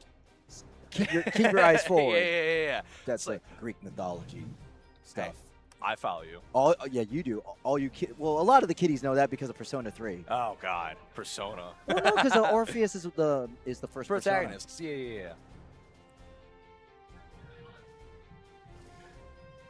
Quinbee versus RoseHashira. We have seen Rose on stream before when they fell to losers, but now it's Quinbee. This is every time I get to see a new player, that's when I'm excited because the question is, who do they play? Right. It's like, what flavor can they throw into the match? Who will we see? Maybe it's a Vayne. I was in Texas Showdown and we saw a Vayne in top 8. Well, a lot of characters are viable, but I don't think really was it like a really good Vayne? Because now I'm like interested. Who was it? I'd have to get the name in my head, but it was a lot of ultimate destruction. I'll tell you that. Yeah. No. But he just swings, and if we want to talk about a character who could kill you with chip, it's Vayne. Yeah, Vayne he chips you out from half screen. It's kind of funny, but hopefully Galleon's the only low tier character we're gonna see today. Lower tier character. Lower tier. Definitely Siero out here raising the spot in the tier list by a handful. Yeah, we've seen a Siegfried, we've seen a Vira, so I'm wondering how the rest of our top 8 is going to shake up. And now we're on stage, our players are getting connected, our wonderful TO team is making sure all the controllers are plugged in, all our players are situated. Meanwhile, I want to thank again all our viewers at home who are watching and listening to this Granblue Top 8. You definitely need to come to Hampton, Virginia to do this tournament. It's a vibe. Oh yeah, totally. It's just like as soon as you walk in, you're met by the vendor alley, and it's like, whoa, that's insane. And then you keep going, it's like all the rhythm games. It's like, and you get all the fighting game things. It's just a bunch of lights, and it's like super cool to just see. So you know how whenever people talk about brackets, it's like, oh, it's sweaty. That's literally all of the rhythm game tournaments. Those are sweaty brackets, literally. Right. Because you're just like moving. And you get hot in that area. I mean, there's a lot hot in here right now, if I say it. Outside of CEO, this is the only tournament I could really think of that highly emphasizes both dance games and fighting games. Right. I think it's a cool fusion. It's just a lot to see around, and it's very interesting to just see the fusion that kind of happens here, because it's, like you said, outside of CEO, it's really unique. It is. And CO, I mean, first off, big props to Alex Bailey for bringing back Storm, which is a major DDR tournament. Wait, no. It's button check. Because you saw the Vira. Oh, man, that. Ooh. Yeah, we know. We saw. We saw the button check. There's no way. I thought it was going to be Lil Wayne. Lil Wayne versus Ferry. Lil Wayne versus This is the button check. And I do think it's a funny quirk that whenever players do the button check, they'll purposely not pick their main. I mean, maybe there's like technique there. Totally could be like, hey, I'm going to act like I played Ferry, and then you might want to like, oh, I want to go counter pick. That's the only thing I can think of, though. Could also just be for fun, but I always button check on my man. There's the guest ball. This is clearly not the match. Can you imagine if it was, and this is just how they decided to play it out? I mean, they're both staying full screen. That's what both characters kind of want to do. I could believe it. We have not seen Quinbee in this entire stream. No. Nobody's moving. Oh, that's headphones? Oh. Catalina. It's another Catalina. Oh, no. No. 2B. 2B. Okay. I haven't seen 2B in so long. We got a 2B on top 8. 2B is definitely a character that plays by their own rules. Instead of the normal skill system, we have a skill bar. Right, and she doesn't have dash normals, and she kind of she can just auto combo her heavy buttons. Yeah. However, we have our Ferry. Right. Coliseum. 2B. So Quinbee on the 2B, piloting the android. One thing that the heavy sword series is one of 2B's best options to get in. Right, and against Ferry, like I keep mentioning, her whips are part of her hurt box. So if Quinbee can kind of just... Oh, we went for the counter right away. Okay, again. Another counter. That's telling Rose that you better not throw your buttons in neutral like that, because Quinbee got these dodges. And Going that's for another the overhead. That's another thing that 2B is able to do, stall her air movement. Completely unique in the roster. It's kind of cool looking, but it's not fun to be on the receiving end of. Another parry from the 2B, just trying to get in against Ferry, not letting Ferry start her game plan. But that's also the thing that we have to talk about, is that every time Quinbee is using these counters, we're losing the skill bar and not using it for our offensive weapons to extend combos and open up our opponent. Right, just going all out from the start can net you some easy corner pressure, but eventually if your opponent can break out with, say, BC right there, you could definitely start being on the back foot just because you can't do too much. Yeah, Quinbee is starting to really show that they have a propensity of doing the counter. And Rose trying to spot dodge. Here's the side swap. Excellent. Putting Quinbee in the corner. There's the trombone for a little bit of pressure.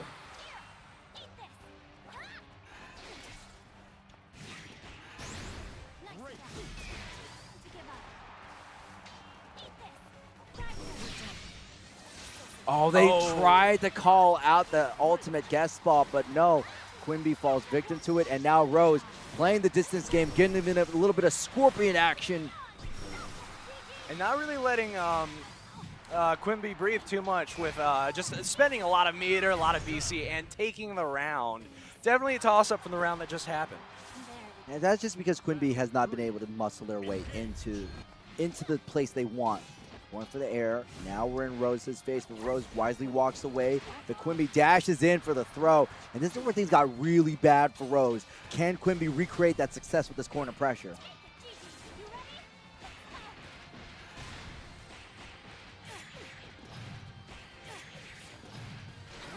Huge combo series from Quinbee, though Rose gets a side switch. Quinbee's in trouble. Right, Quinbee definitely seems a little scared of this Ferry player trying to just try to DP out of corner, but definitely wants to keep the pressure on. Ferry gets the overhead into a meter GG, which is just, there's too much happening right now, man.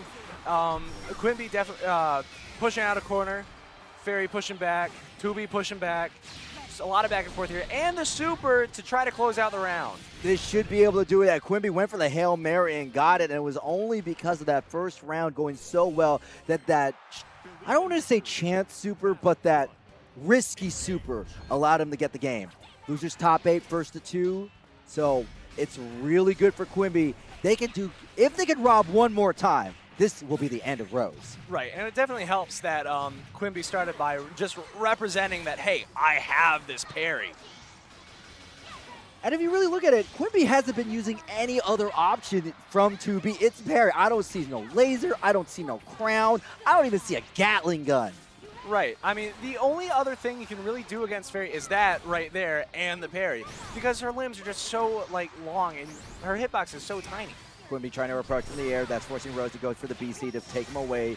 And we're back into it, but the side swap in, the BC in, and they chase down, gets met with the up dog. What's up, dog? That one. Oh, or yeah. DP, what's up? Oh, I got you. Up dog. Okay. Up dog. Yeah, I stole that from Zero Syndicate. He kept saying it a lot. I was like, damn, that's good. But according to that's what they call the move over in the UK. Oh, and Ferry taking the round here. A little bit of momentum swing back into RoseHashira's favor. There's GG. This is really bad. Quinbee's going to have to hold that mix. Spot dodge just stop the lashings. Right, RoseHashira just not being able to close the distance whenever there is a little bit of advantage gained by GG. Not sure what that was about. Probably just trying to force Ferry into the corner, but just not having any success with it. No, Quinbee is falling victim, being nickel to dime. When you're fighting a Ferry, it really is death by 1,000 cuts.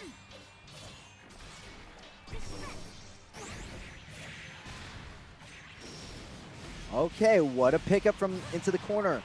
Quinbee making sure we don't hit the combo limit, does the jump again with that overhead. And baits out the grab to get a full corner combo that should hopefully set up for the last touch of the game. Oh, but DP's out, which Quinbee had been cognizant of, but not so much anymore.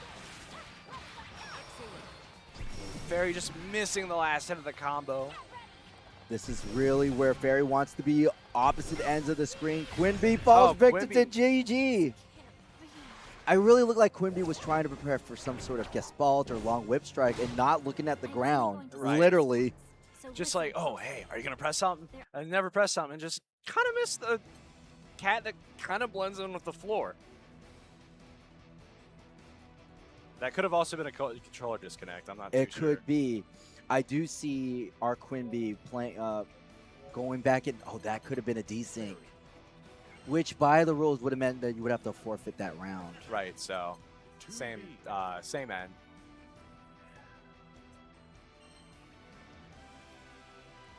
If I have to really put an observation with Quinbee, it almost feels like Quinbee is using only a quarter of 2B's kits.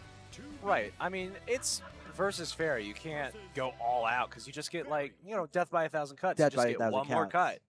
But even when we get the knockdown, a lot of the standard Oki pressure, it does look like that Quinbee is looking for that corner. That way we could tease the overhead and win.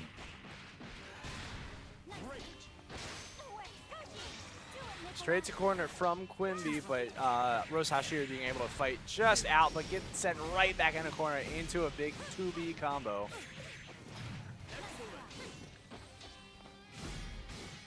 RoseHashira's nice use of the spot dodge. Here comes Good the DP. anti-air. Yeah, what? That is also a slower anti-air. Right, because Ferry's anti-air doesn't work like a normal anti-air in this game. It's just that one, which is slower. Repping the parry again. Still, we're going to pull our opponent in. RoseHashira doing a nice amount of damage, all things considered. Right, especially since Ferry's mid-screen just doesn't have as much damage as any other Zona would have. But Quinbee just being able to close this distance with 2B's, with the limited amount of 2B's kit that Quinbee is using. Oh my God, Quinbee barely managed to get that out. This has been a hard knockout, drag-out fight. And Quinbee, I'm not going to say they're struggling, but they're really scratching and clawing for their advantage. And finally, we get the chain to pull it in, and this is really bad for Rose because they're in that corner, the position where they don't want. Spot dodge in, and you can see Quinbee using more of that skill meter. There's the throw. Overhead one more time, but this time Rose blocks it. Right, a lot of what Quinbee's doing is just trying to open up RoseHashira as much as they can, but just kind of can't because of just DP.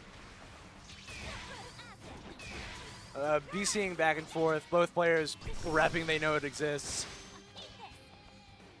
Rose one combo away from dying. Quinbee has a full meter. There's that whip punish off of the whip, extended hurt box, but nothing really to get the kill. GG, that's what won him the game last time. And the long laser, we used the long laser. How ironic that Quinbee was able to take a game outraging the Ferry. Right, like, you think zoners have all this space? No, 2B's got all that space. 2B got a laser. Buttons. Yeah, big buttons, big laser, big overhead, like a big grab, fast run speed. What else do you need? She's almost a Shoto. There's a lot of Shotos in this game. There's GG. This time it catches Quinbee. Good pickup from Rose. Not for the full damage, but still, we are fighting wall to wall. Long range artillery walks into the whip. RoseHashira finally intercepting a run up from Quinbee. But Quinbee goes to this guy's huge jump in. Mashing in the throw. It has been teched. And Quinbee, though, mashes right back.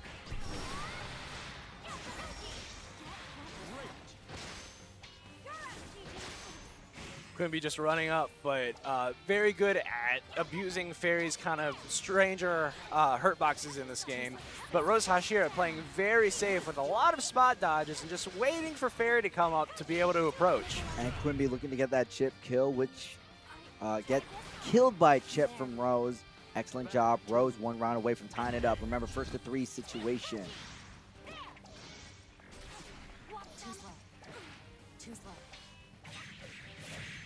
Zooey being able to close the distance just enough to get the tip of her H combo, sending RoseHashira right to corner.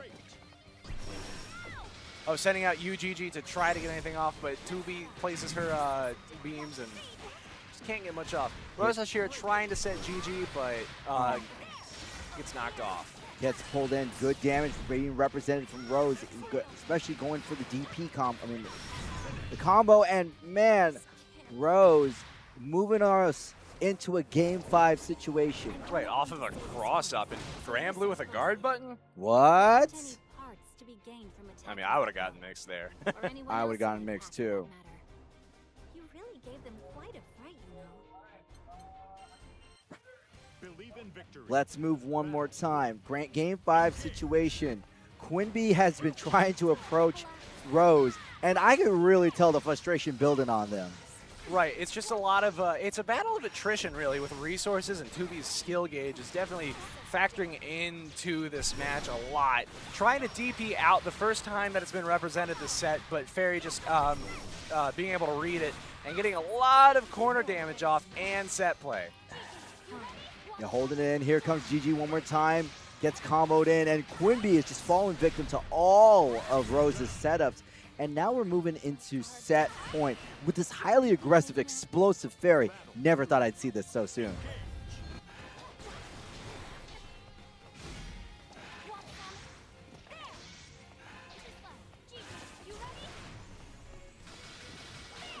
GG holding Quinbee in place, and that's the thing. Quinbee hasn't really found an answer to GG. Holding up, being just falling victim to pressure and losing an entire game because of it. Right, I mean, what can you do as 2B? Because GG's just a consistent disjoint that's in the game. So all you can really do is run past it. And then RoseHashira has just been representing like, hey, I can catch your run-ups. Don't do it to me. And so it's been leaving Quinbee to just have to use 2B's kind of mediocre ranged options. Yeah, 2B has been using the riskier and riskier options, though we do get the jump in heavy, allowing Rose to suffer some considerable amount of damage. Quinbee at chip range, and RoseHashira trying to finish out the set and grabs, ending the 2B's run in top 8. Rose manages to defeat Quinbee. What a really oddly paced set, and I mean that with all the love in my heart, just because of how we were going from extreme range to extreme close-up, watching Rose get sniped out by 2B. Right, just like a lot of, I mean, it's definitely a stranger matchup, but it's extremely interesting to just see how different characters in this game interact. So that will be the end of Quinbee. We only saw them play one game, but it was quite an impactful one. Game 5 situation. Rose holding it down for the zoners. And you can see, Kouga did not want to fight that 2B. I mean, I wouldn't want to fight 2B either, because Kouga plays Vira, just like, stuff all your buttons. Like, I don't care, I don't play this game. I'm playing 2B. Vira, nothing. Kouga is now on stream fighting Xeagas. Xeagas, that's what I think. Xeagas? Now, if you remember, Kouga was our other Vira player, right, sent into losers from Zumba, right? Zumba. One of them. Our other player, Xeagas, has been representing Percy today too, so definitely going to be a lot more poking situations, I think, in this matchup. That's Percy's another character that's underrepresented in Granblue. Right, a lot of just wild card picks today. Like, I forgot Percy was in the game. I think one of the reasons why, like, I wanted to be good with Percy, it's just the thing that took me a while is when you do your QCB setup, you have to do QCB for the dash and then hit the button again. Right, it's like, it's kind of a Rekka, but not really. And it then also just, it doesn't feel good to me. Yeah, it's a lot of like, I gotta press this here and then that, and then I get that. It's just, there's a lot of layers to Siegfried. Or, sorry, not Siegfried. Percy. I was about to say layers. Siegfried, you're talking about the right guy? Right. His stance is kind of layered. They both kind of have stances, though. But one's big on damage and one's big on mix-out. Percy has a lot of opportunities to get a lot of damage in this game. It's just you have to fish for it. A lot of the Dragon Knights are kind of like that. The Dragon Knights being Lancelot, Vayne, Percy, and Siegfried. I do like how their names sound like knight names. I mean, Lancelot. Knights of the Round Table. Yeah. Who would have thought? Siegfried, his big deal is getting those flame stacks. Percival. Why am I saying Siegfried? Now you got GG, you're messing me up, man. I'm sorry. Percy. It's my first time commentating, man. Well, you're doing a great job infecting me with your brainworms. I try. See, Percy wants the flame stacks. Right. A lot of his combo opportunity is there. The flame carpet, he wants that. A lot of his damage comes from having those stacks too. Kouga, no.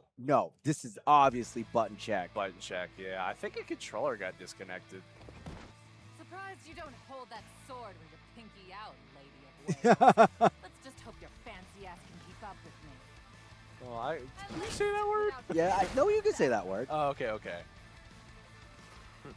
Now, here's the thing. You're going to let button check rock with the intro? I mean, it could just not be button check. Surpasses all expectations. But it seems like Xeagas is having a little bit of controller troubles right now. That looks like a PS4 controller with a converter, so this might be a minute. At least it happened in button check. If this was in a real round, then that would have been bad. Right. Have to forfeit the match and just, oh, sorry. Right, being able to get button check out now.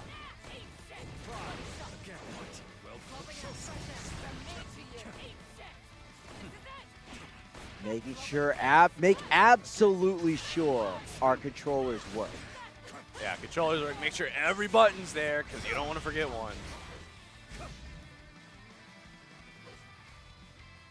Oh, it seems like they're having some more controller issues. Ooh, this is not good. Looks like we have 2 controller issues.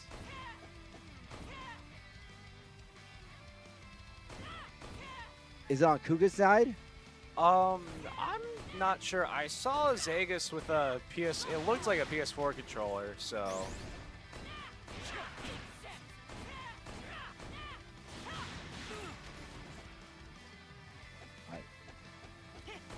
But hey, let's talk about. Your punishment. Let's talk about. You, are you playing in any other games? Oh man, I wish I could sign up for more, honestly, but I'm. Did you hear about the mystery tournament? No, I haven't. Tell me There's a about it. community mystery tournament where controllers will be provided. Oh. So is it like the game's a mystery and you get random controllers, It or could is it be. like? I think it could be that the games with our mystery where the controller that they are going to be played certain ways. Oh. I had done the I had the pleasure of doing the mystery tournament at Frosty Fausting, and my whole thing was, I was like in my mind, don't give me a good game, don't give me a good game, and they gave me Deadliest Warrior. I don't even know what that is. That is a 3D fighting game based off of the Deadliest Warrior TV show. So instead of like, you know, a karate guy and samurai, well, you play as his different fighters from history. So you can play a Viking or a ninja or a pirate. Oh. And it's more like a realistic fighting game in the sense that if you take a sword strike to the head, you just die. Oh, so it's kind of like Sam's show, but I assume worse. Bushido Blade, Oh. because Sam Show has a life bar. Oh, okay, okay, okay. When I say like a big sword hit, you're dead, as in your character dies. So it's like best of 5. Oh, so it's not a great game. No, the game's not great. But if you want to, if that does sound good, look up Bushido Blade. Bushido Blade is cool. I definitely will after this. Looks like our TO is. It might be a controller malfunction. This is a player's worst nightmare. Right. Just being up on stage, and you got the pressure of everyone behind you in the crowd, too. But look at this. We got the homies giving a controller in.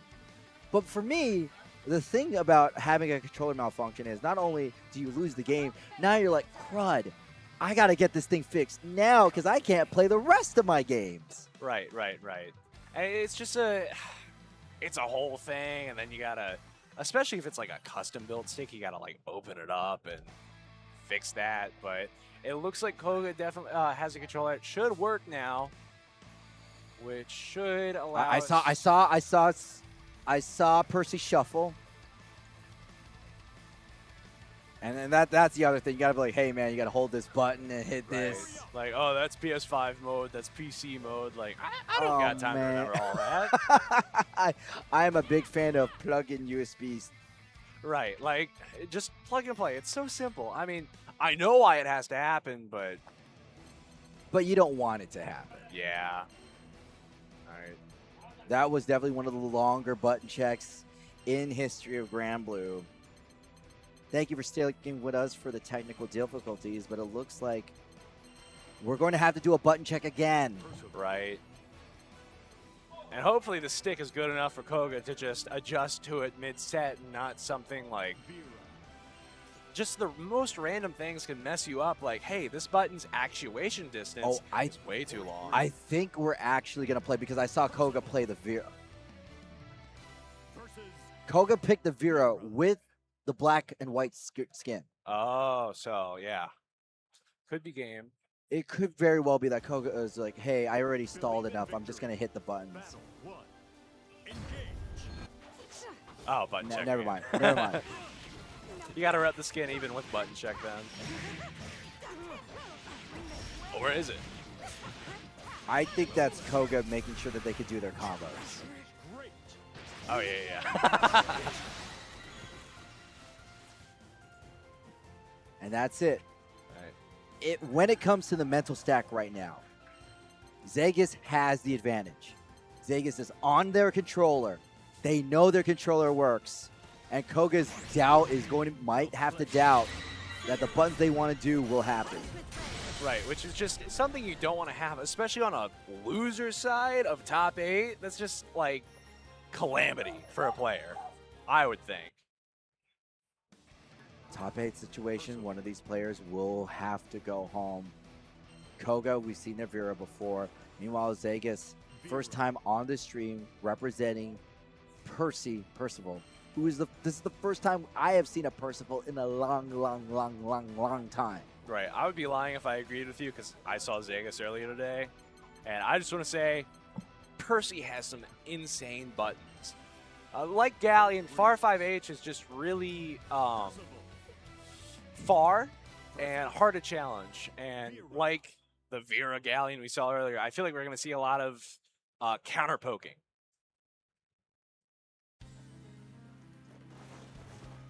So letting the intro roll. Let the intro roll. This is going to allow Kouga and Xeagas to really get into the zone. Kouga was winning, but oh, that was a little scary. Yeah, extremely unfortunate for Xeagas not being able to take it back, but might be able to take it back this round if he can gain enough of momentum against Kouga. And look at Percival. The damage that Percival can pump out is insane. Right, especially if Kouga just lets Xeagas get like even a handful of flame stocks is definitely going to sway the round. But Kouga going for SBA, trying to take out BP so that you can't really get off of the button as you really should be doing against Vira. And this is really bad for Xeagas because they have no BP. And that means just the damage is amplified. And an insane guard crush that he can't compete into Kouga taking round 1. Xeagas is on the back foot. We're down a game. And Kouga, hyper aggressive, lands the overhead and taking Xeagas to the corner. Definitely a more aggressive playstyle than he was playing earlier. Baits the grab into another large combo. I think that's combo limit, so he's just going to set up and try to get another, just one hit in, and gets a perfect. And it could have also been chipped. Kouga's running wild. One game in the pocket, and this is the second. Whatever that controller has, it's giving Kouga superpowers. Right, I mean, just not letting Xeagas breathe at all, blocking the DB, and just carrying the corner, just again and again. Xeagas gets the knockdown, allows themselves a few extra stocks, but no, Kouga, we're going to press out.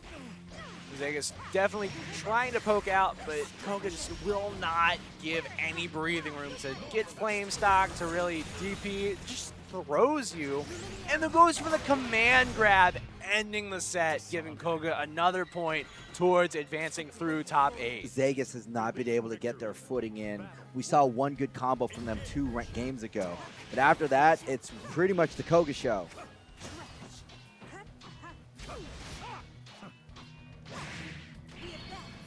Right, and Kouga just baiting another grab into what looks like will be another full damaging combo just to send Xeagas home. Potentially. Oh, but it's looking pretty bad for Xeagas. Not really doing anything outside of blocking. Gets her toes picked. They went for something big, but Kouga, this should eliminate Xeagas. Kouga moving deeper to the bracket. Match point. Match point. Could be moving deeper into the bracket. Sorry, I messed you up again. No. I thought it was over. Oh. Kouga on set point. All right, Xeagas finally able to breathe a little bit, but Kouga just going in with the overhead for a knockdown, bringing Xeagas right into the corner. But Xeagas being able to DP out and send it back to almost mid-screen, but just getting right back in the corner by Kouga. Still, the life bars aren't too obscenely out of balance, but Kouga winning it out. Xeagas lands the counter hit, but doesn't really believe in it. Throwing out the flame carpet, wanted to double up with the ultimate skill one more time, but Kouga said, nah, let me do something faster. Yeah, and it's 6XL. You kind of got to respect it. Putting out Flame Carpet for the first time in a set, but just immediately walking past it, not wanting to give Kouga any more swing in the game. Finding the green lives, and there we go. Kouga this time takes the set, going 3-0 against Xeagas. And I'm pretty excited to see how Kouga is definitely, because Kouga's very good at playing, as we saw just now, really fast, but as we saw earlier, really slow. And it's definitely interesting to see players that can just do that.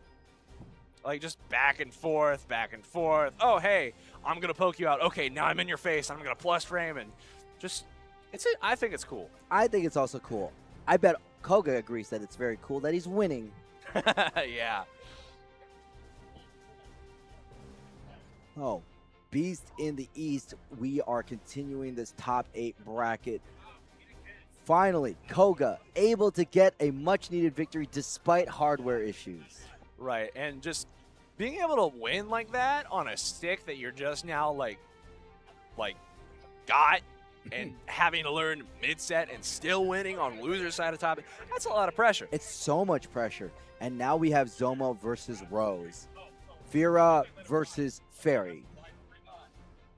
Do you want to put bets in? I am not a betting man. I am. DraftKings can stay off my phone. Right, because, I mean, in that matchup, you could just, if you stay full screen, you get punished. If you run in, you get punished. But it's on both sides. So this next match, I think, is going to, as the rest of them have been, I mean, this has been an amazing top 8. Full of Vira. Full of Vira, but still at a great top 8. It also helps that Vira is extremely fun to watch, just with like, oh, I'm going to do this, I'm going to do this, I'm going to do this, just rotating through just a lot of things. It is. But I am interested in what Ferry is doing. You remember last time, Rose has been getting so much mileage off of GG. Right. Just sending out GG to like catch run-ups, or just like not really using GG as a mixed tool as I'm sure the devs intended, but it's just like a, hey, give me some breathing room, let me set up. I think it's just a big, like, it's an interesting way to use GG. It is, because GG, if you block GG, you're not moving, which is bad. And if you get hit by GG, you're going to get combo, which is double bad. Yeah. And I mean, I'm just personally a fan of GG because my tag is GGC. Yeah, GGC. Which was not intentional.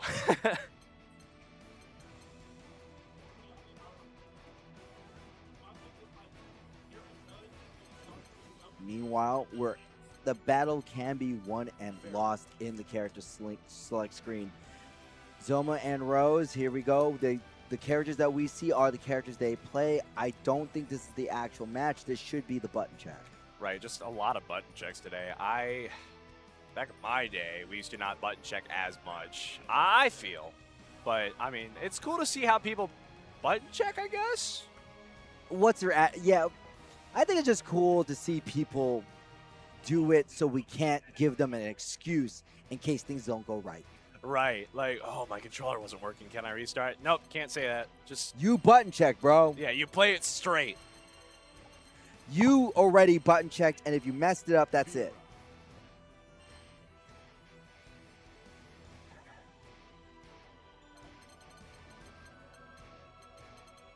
This top 8 bracket is heating up. Another loser set will be coming down the pipe. Versus Ferry.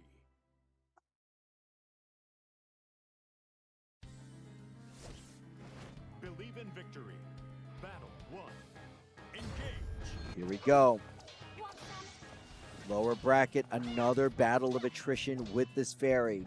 I think it's very interesting to see how they start this round with a lot of just like zoning and just guards, because just guards give you a little bit more meter. So I think Zohma's just saving up for the big just metered run-in that Vira just has. Oh, there's the quarter circle forward light. RoseHashira setting up GG for a little bit of damage mid-screen, but what can you ask on Ferry? I could ask her a lot of things. Yeah, like, stop zoning me out, let me in. Yeah, why can't you let me take the tournament? Xeagas trying to throw it a little more in their favor. Rolling to get Ferry into the corner, and which they will do. And Super taking away BC and hopefully getting the kill. No, I would just do a Skybound arc just so I could wear a clip-on for, wait, what am I saying? Ultimate Skybound, so I could clip that. I lost my train of thought. So you can clip it and BM. Like, oh, yeah. I got you with an SBA. I'm exactly. so cool. Thank you. Definitely this match being dictated a lot by Rose here. And GG. And GG, a lot of GG. Zoma got tagged one more time, really having to struggle to get out of the corner. It's very interesting how Rose here isn't going for the mix-ups with GG, but staying extremely safe. I'm assuming outside of Vira's DP range, just so like you don't lose any advantage. It's just like chip, chip, chip, chip, chip. Pretty much. All right, Zohma lands the Gatling. Really good damage, and this is going to be the combo limit. And the install, and Lumi trying to set up for a grab, which wins Zohma the round. Zohma's first game, exactly.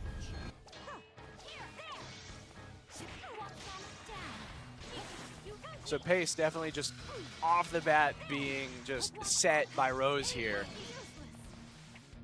Just trying to stay out of Vira's range, but as you see there, you can kind of counter poke Ferry, but she just sends you right back out, and you can't do much. Blocks the anti-air, but gets sent back to half screen. Ferry with her back against the wall, though, if Vira can make her way in, she's kind of screwed. So Rose is just doing such a good keep away game.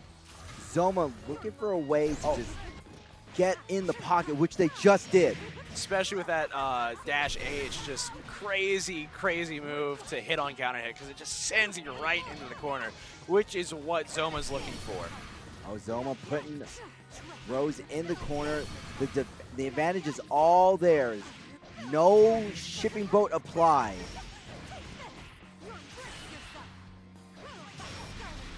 Oh, just barely not being able to kill, but going for the command grab.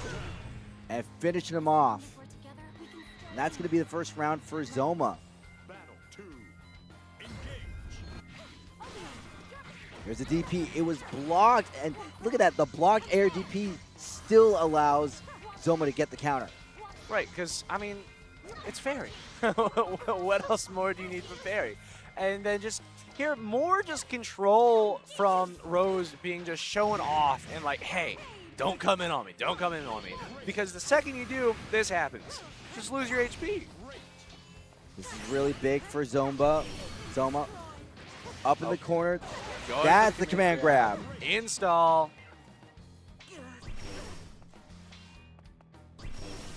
A lot of safe GG. play. Yeah, this is a highly respectful match. Not too many people are just running in and hitting dashing light. Right, finally an overhead coming out from Rose there, but just getting blocked by Zohma. And there's the finish. Great job from Zohma, putting ourselves into a 2-0 situation. Zohma's patience is outranking Rose's patience. Right, because Rose is just like, you can't be as patient with Ferry. It's just like, hey, get out, get out, get out. And that's how you win the game. But Zohma just being able to play at that at Rose's tempo and just being like, you know what? No. I got this. Yeah, I got this. You can't keep me out. And just like pressure, pressure, pressure. And you just forcing Rose to press just 4 buttons and getting a counter hit there, which with that much meter could lead to a kill at 50%. Let's see how well Zohma knows his routing. I think it'll be close. Oh, and getting the kill. Ooh. Match point To Zohma. Zohma just putting Rose in the corner and just keeping Rose there. Zohma definitely getting a lot more, a lot faster with throwing out just like normal after normal after normal, but Zohma just being able to roll through it and send right to corner. Just being able to keep running your game plan over and over and over. As long as you get the resources, which Zohma will be getting. Good one. GG still packing it. Big button from Zohma. Going to install, but misses the pickup, does 2H instead of 2U. and gets sent right back out of corner by Rose. But Rose doesn't have any BC anymore, so any hit could end it. That's a big one. Zohma has definitely cleared it out, going 3-0 and eliminating Rose. The defense of Rose was not even considered, as it was all Zohma all the time. Right, it's just like, what can you do as a Ferry when somebody's in your face? Nothing. Just like, it's pressure, pressure, pressure, which Vira is very good at just staying in and making sure that you do not press. You can't press. And we just seen that Zohma would just be forcing these bad situations that Rose just could not deal with. Right, and it's shocking to me that Vira didn't even throw out Lumi, which was kind of crazy. It was. Because it's just like, hey, this is my tool to hold down the neutral. It's Vira's version of GG, and it's not being used. I guess we just didn't need to use it. Right. Interesting choice from the players. Obviously, if you win, do whatever you want. Yeah, at the end of the day, they're winning in Grand 8 and top 8. Right. So, I mean, don't use Lumi. But definitely, like, cool, interesting choice from Zohma. And now we have our second Vira. Yeah. Oh, there's 2 Viras in top 8. Remember? Oh, man. What a popular character.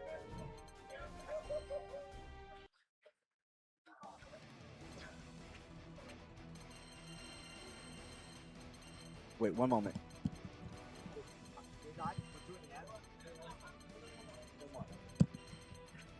So we have one more. We have one more match Before top. before we have an ad break. Okay. Vira. After this ad break, how many matches are left? Do you know? We'll definitely take it to the bracket. All But right. this is going to be Kouga versus Versus Valkyraboo. Button check. Right. Right. Believe it No, not this is free. button. Okay, okay, okay. Engage. They don't play the mirror. I know. I was like, oh, did I miss a third one? I was about to say, remember, originally we did see a Vira mirror. Right, right, right.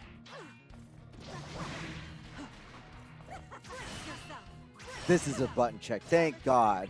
Yeah, I mean, Vira's cool and all, but 3? Valkyraboo was the Versusia player, right?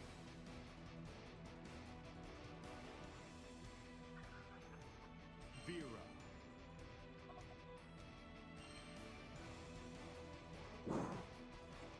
Valkyraboo doing a great job with explosive damage and adaptability, but Kouga has also been a really aggressive Vira.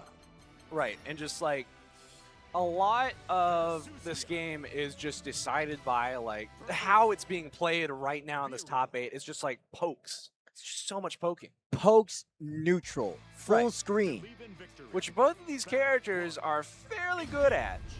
I don't think Valkyraboo is going to be playing that way. They've been showing us that they will force their way and be aggressive. But the character of Versusia can just kind of Do do both. both.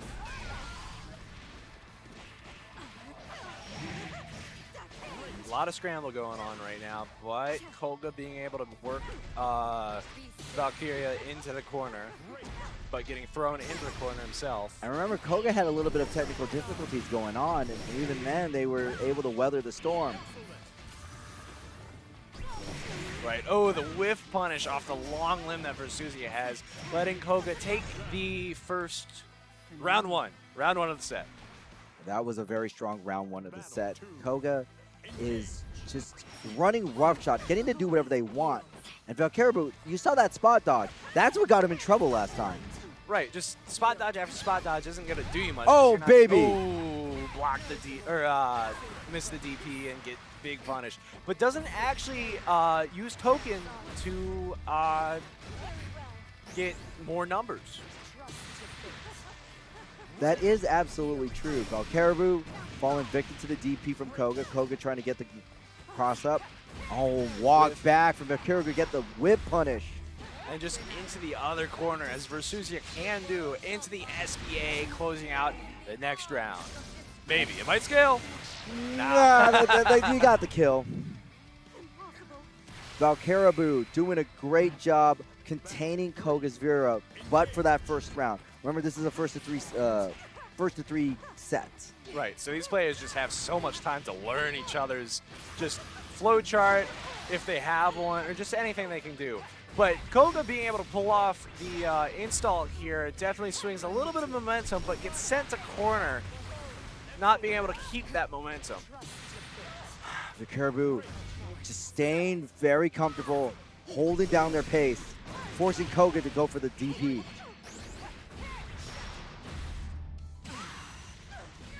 Using token to get the extra bit of damage, but missing the follow-up, unless that was a safe jab, and just returning to neutral.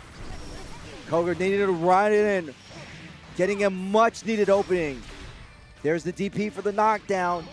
And Vira's corner combo game, but gets DP'd out into any touch, ending the game. Here we go, one more time. One more fight. And the DP sends it. That was a really risky situation for Kouga.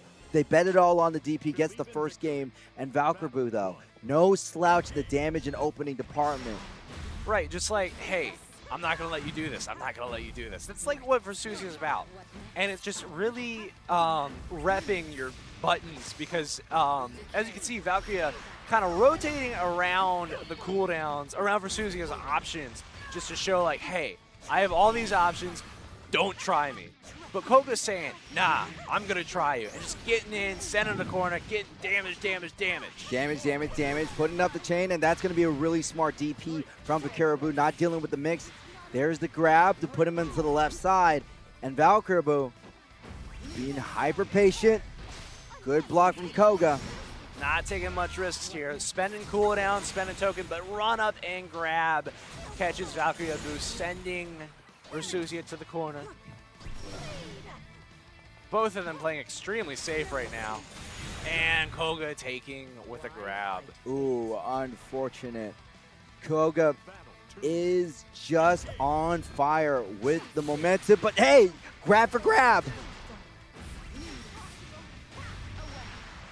Huge damage from Versusia. This is what you were talking about, Gigi. Right, just like with a lot of what Versusia does is like, if you can combo into her far H, which is that big button that she keeps hitting, you just lose your life bar, like 50% gone. But here Kouga comes with the install, which is guaranteed off of you Lumi, it looks like. I could be wrong, but it's happened a handful of times. But the install... What a counter jab from Kouga into the Raging Strike. We want to stabilize that combo, then take our opponent to the left corner. And jumps the super, but won't be able to follow up, even though the full screen DP, which lets Valkyraboo take the round, because it's just a little too minus to do anything with. Valkyraboo 1 round away from tying it up. Kouga, though, confirms the bar B. Again, confirms some further buttons. Valkyraboo just stepping into these hurt boxes. Definitely a lot of cool conversions going on right now with Kouga, but just not being able to get in without weird approaches, really. Oh, gets checked on the dash in.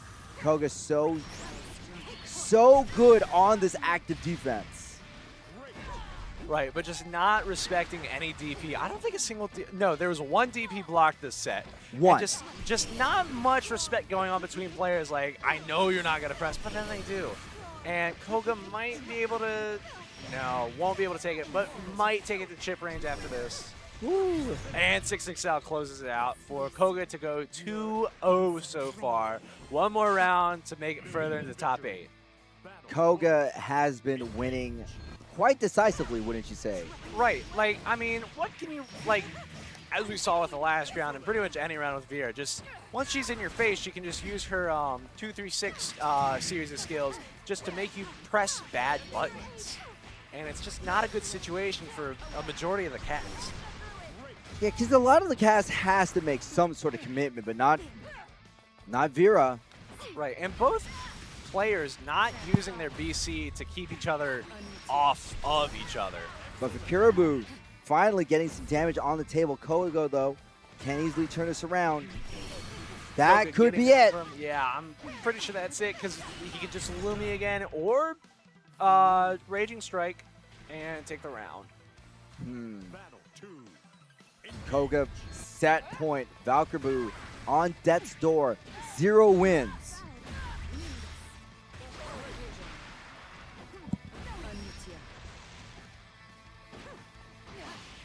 Kouga definitely playing for those low pokes right now, but still gets DP'd. Again, neither player really respecting it.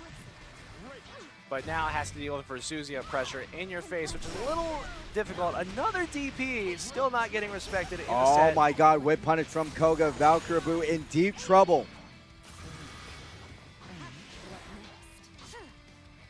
Kouga just able to send you to the corner, just, slow down, denying the token with a Brave counter, and maybe That is closing it out. it. That was definitely it from Kouga, taking that 3-0. Eliminating Valkyraboo, but still glad to see them. You tried your best, Ryan. Using quite effectively quarter circle back and the fireball. right. As just- every Siegfried should be doing. Yeah, just rotating through options and representing everything. Like, hey, I have all this. Just like we saw earlier with just really everyone just rotating around. Strong Round start with the far B. Right, just saying, hey, I'm in your face. I'm going to be in your face. Setting the precedent. You got 1 button, I got 5. Right, like you're just setting the precedent like, hey, I'm in control now, I'm gonna send this match. Cause you're playing Siegfried. You do whatever you want. You're in creative mode in Granblue if you play Siegfried, I think. Just cause he has so much that he can like kind of do. He can dance around you. He's a little slow, but he's got spot dodge. Siero just trying to push back with 236H, setting trap, but Primitive not, well, respecting it, but not respecting it if he's not expecting Siero to really use it. However, look at that massive lead that Primitive got has been taken away from Siero, and now we're in the corner with the trap on there. And pretty much, Command this is the play. This is the set play we're talking about. Siero just wanted it down back. I mean, Siero was expected it down back, went for the command grab, and ultimately sealed Primitive's fate. Right, and the command grab is reactable, but with so much mental stack that this game provides, it really isn't unless you're specifically looking for it. And Siero not representing it as much is such a good use of it as like a jump scare. You can see for the grab was stuff. Primitive, one other thing that we got to talk about is how Primitive is so willing to go for the jumps.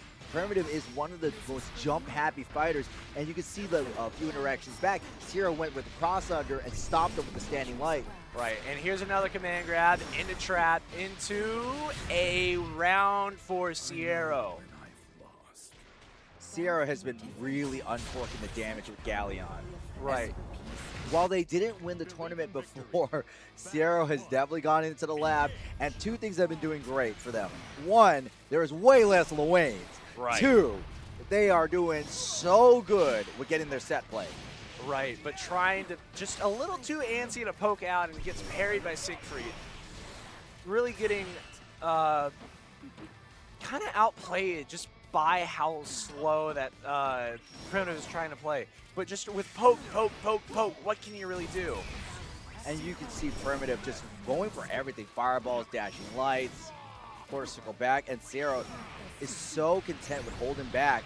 And now, after losing half their life in the corner, are they able to make some sort of offensive progress? Right, because you could just, with Galleon, you get that one little bit and then you just cash out with your trap. But they have to be on the trap, which is the difficult part about playing Galleon. Primitive going with another jump in. Slow fireball catching Galleon's spot dodge, sending right back in the corner into a situation with Primitive's favor, and ultimate fireballing to catch the trap set ending the round. On paper, Primitive is playing the stronger character. Siegfried has way more viable buttons, able to do damage consistently. Sarah's only able to do their set play in the corner. Right, and you also have to have the time to set up the set play. Now, hard knockdowns can work, but it's really just like, when are you going to hard knock down Siegfried? He's all the way over there, and you're all the way over there. Here's the set play we were talking about, GGC. And you can see Primitive being so cautious, using their moves to just make sure that Siero doesn't have an ounce to breathe. Right, and just a little bit of a Oh backstep my god, look at that. catch. Crouching, went for the sweep. And the grab into a super meaty 2-1-4 to get plus as possible. But setting in Galleon's trap is a bad omen. A super might kill. Just barely scales out. But Galleon has level 2 trap and is able to. There's the ultimate fireball, getting the knockdown. Here's the throw. This is anyone's game. Primitive mashing in those fireballs. And Siero, so good with the spot dodging. And gets grabbed by a crazy run-up. It was a run, well, not quite. It wasn't just a run-up. It was a run-up, break, run-up, throw. Right, just mind games. Like, it would be so interesting to see what these players are thinking. Just like, I'm going to 5U. Okay, now I get the combo. And then I just get to mental stack. It would be insane. But you know Primitive is not going to be able to do that twice. Right, just it's a command grab, but not being able to follow up because he doesn't have a trap set. Spot dodges fireball again. Definitely getting more consistent at that. Siero's getting these on reaction. Another command grab, which kills, and don't even need the trap. Wait, didn't Primitive get that last game? Did he? Did he? I'm so locked in. Yeah, see, look, because remember, Primitive won with that grab, and there's no round marker. Oh, right. Well, Siero finally anti-airing one of Primitive's jump-in attempts after how many? And now just setting him in a corner with trap, but getting DP'd out of corner.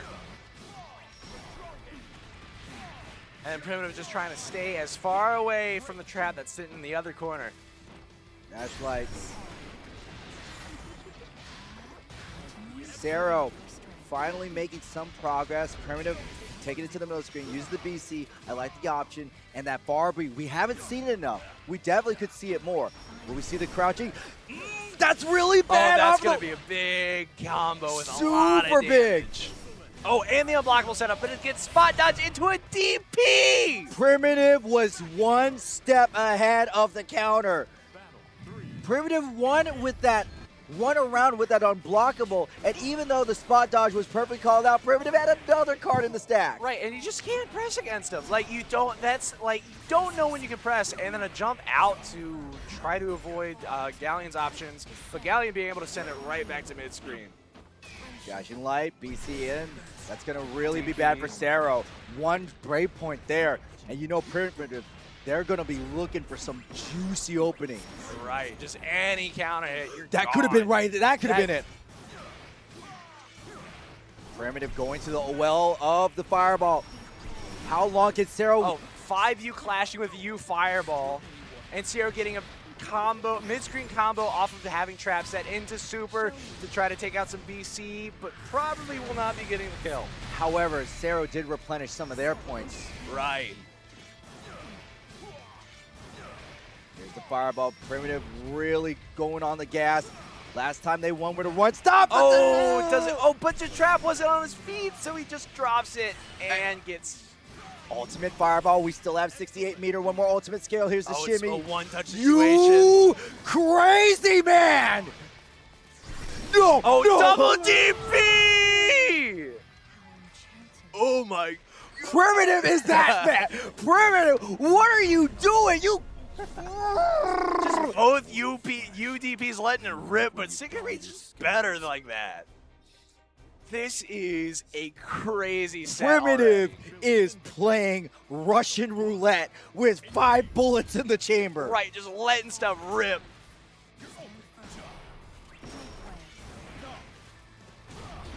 I want to say it was 2-1 because I think Primitive won with the run stop.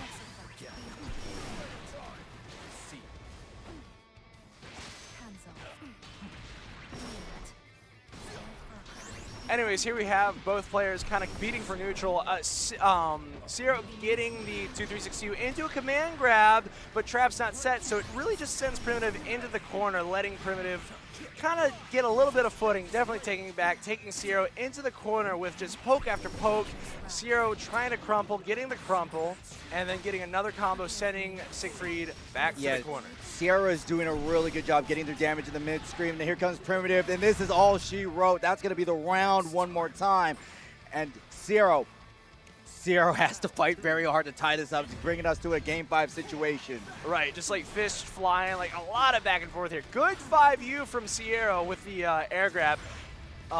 Definitely scared, probably scared to anti-air due to Siegfried's crazy 5U just altering his jump arc so much. And Primitive is, normally we've been seeing them use the Skybound out, but they've been spending most of their meteor on, this is bad. This is really bad. DP rip, but it fails this time, letting Siero send to corner and set trap. No, going for the Oki instead. Stand heavy is doing its work. There's the trap one more time. We're putting something on the corner. Command grab. Oh, that command should grab. be, ooh, no. Shimmy, use shimmy, shimmy, trap. shimmy, shimmy. Highly tense situation. Here's the fireball. Oh, the install? You never see the install. No! This is going to be some huge Look at the damage trap. right Look here. at the trap. You better be very Oh, he careful. drops it. This is a one-touch. Siegfried can do so much damage right now. And Siero gets the grab. Oh, you can see it. The Primitive. I don't know if Primitive was factoring that trap. Were they scared of a pop? They stopped. I was scared of a pop. I was scared of the pop. We saw it. It was just right there. Anyways, that ties them up into whoever gets to go into Grands. And the loser of this, again, goes to Losers Finals. Game 5 situation. Primitive is really showing us that they are that player. They will go crazy. We saw the install, the DP run up. Right, he's just letting everything rip. The grab, you never see that grab. And just a meaty 2-1-4, trying to like say, oh, this is my game now, this is my game. And I like how Primitive is going, okay, you dodged my fireball. I don't care. I'm doing it still. Right, fireball there to punish 2-3-6-2, wasting meter, but getting the guard crush, rejected by Siero. This is really cautious. This is dangerous waters for Siero. No brave points. They're looking to get their 100 meter to replenish it, but Primitive knows if he lands something big and juicy, this could be it. But no, I think Siero's going to cash. It has to cash it out. Farewell. They respect Siegfried's damage. Right, smart use of super there to recover a little bit of BP because you take, what is it, 50% extra damage? I think it's 25% extra damage with no BP. Now look at Primitive. They know that they're at a one-touch situation, so they're going to spend all of their brave points. Primitive running up. They wanted to And gamble. gets poked out. You can see, you sensed it. It's so unfortunate, but it just happens and it keeps happening. Just poke, poke, poke, poke. Eventually, you will lose if you gamble. Right, oh, catches the air throw and sends into corner, just setting in the trap comfortably. Yes, so what? I'll block it. I'll use QCB. Run up. Good throw. Primitive got a lot of meter. So you know what that means. Ultimate fireball ready on deck. Oh, backdash is a U command grab, but gets a punish and sends Siero right back into the corner where he does not want to be right now. And this is so good. Oh, unfortunate drop! That was an unfortunate drop. We spent all of our meter for that. No fireballs on deck. That means Siero has so much time to make this much needed comeback. Siero cashing out a little bit there just to get a little bit more damage on Primitive because he can die in that one throw. Tying it up for set point. Set point. Final round. Winners finals. Primitive is going all out. But Clash! you are crazy! You cannot make this up. Jump back in. Primitive still falls victim to the giant hand. Here's the fireball. Stops the trap midway. They both crumple. Siero going for it. There's the cross under. Good use of the grab. Standing in the corner, leveling up trap, rocks over fireball, knocking both of them down. Does another rock, just tries to keep him out with that 5H, but just cannot keep Siegfried out. This is really bad for Siero. That was a side switch throw. Primitive going back, great spot dodge. 50 meter, we only need 4% more for Primitive to do it one more time. There it is. Here comes the ultimate strike. Raging strike in the corner. Heavy Orchid. Oh my God. Goes for the setup instead of any extra damage because he knows he can end this in one more hit if he just gets There's one more the, hit. is that the, No! that wasn't He the didn't hit. confirm it in time. You better be careful. There's the U fireball, letting it rip. Primitive. And taking the set into Grands. You have to understand, Primitive has seen that fireball be dodged at least, what, double digits that entire set? And not only is he still using the fireball, they're not afraid to put meter behind it. Right, and it's just letting it rip. He's letting everything rip. They're all, I don't care if this fireball whiffs air. it's going to hit you, and I'm going to win. Right, and it's part of that mental stack that Granblue just has, and Primitive is just stacking, building, more mental stack, and then you just crumble. It's just, No matter how good you are, you just crumble. and the other thing, like, what changed? Let's talk about the changes. Why wasn't Siero able to just definitively run over? And that is because Primitive refused to be in that corner. Right, exactly. Like, if you just spend... He was spending and spending, and just this game gives meter out like candy. And if you just keep spending, then you just don't go to corner. Yeah, this game gives out meter like Costco free samples, right? Exactly. You're like, oh, here's me and my meter, grandma. It's for free. Just free. And once Primitive stopped being in the corner, that forced Siero to fight in the mid screen, which Exactly. they were doing an amazing job. But somebody's winning this DPS race, and it ain't Galleon. Right, Far 5H cannot cover every button that Siegfried has. His sword is just too big. And the crouching medium, too. Exactly, and that button is so... I don't want to say it's an easy hit confirm, but it is hit confirmable. But during pressure like that, you don't know if you can really, eke out a hit confirm or not. Hey, you like Vira? Oh, yeah, I love Vira, man. Let's go. I love Vira. Vira Nation, rise up. This is a run back earlier in pools. Oh, was it? I believe so. That's interesting. I do remember a Vira mirror. Vira. Right. Oh my God, chat!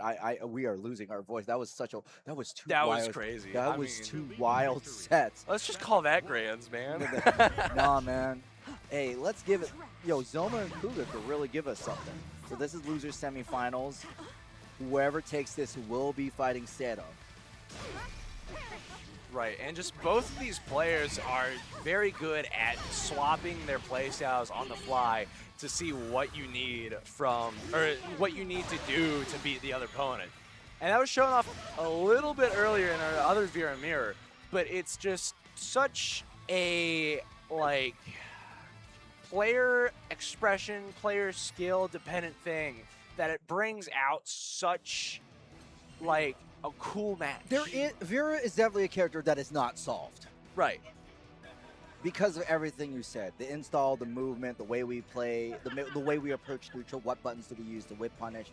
I do feel like there are certain characters, kind of like a Katalina, like there is an ideal way. And if you deviate from that, you are inviting trouble. Yeah, I'm not saying you lose, you're just inviting misfortune.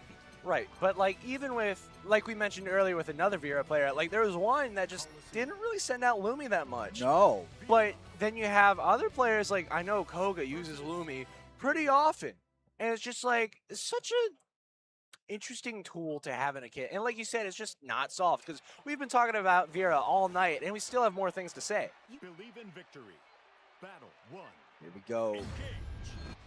Zohma versus Kouga playing everybody's favorite type of matchup, the mirror. Right. And just going for poke, as we've been seeing for this entire top 8, really. Sending Kouga right into corner and trying to keep Kouga in corner with the BC. Good representation, and you can see Zohma wisely going for the install. But not respecting any DP.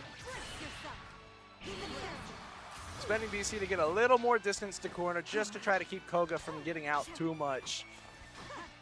Kouga got to be very careful with how they whip their buttons. There's the first throw, one of many. Lumi's coming out, and there's safe install and another throw. Just because Zohma is more willing to hold down back.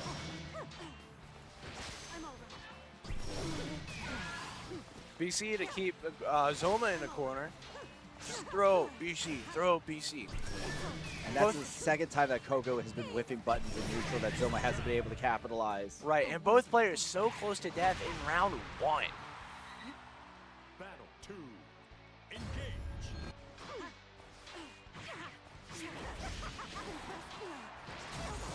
And Here you see just them playing neutral, trying to fight for any advantage, trying to send the other person to corner.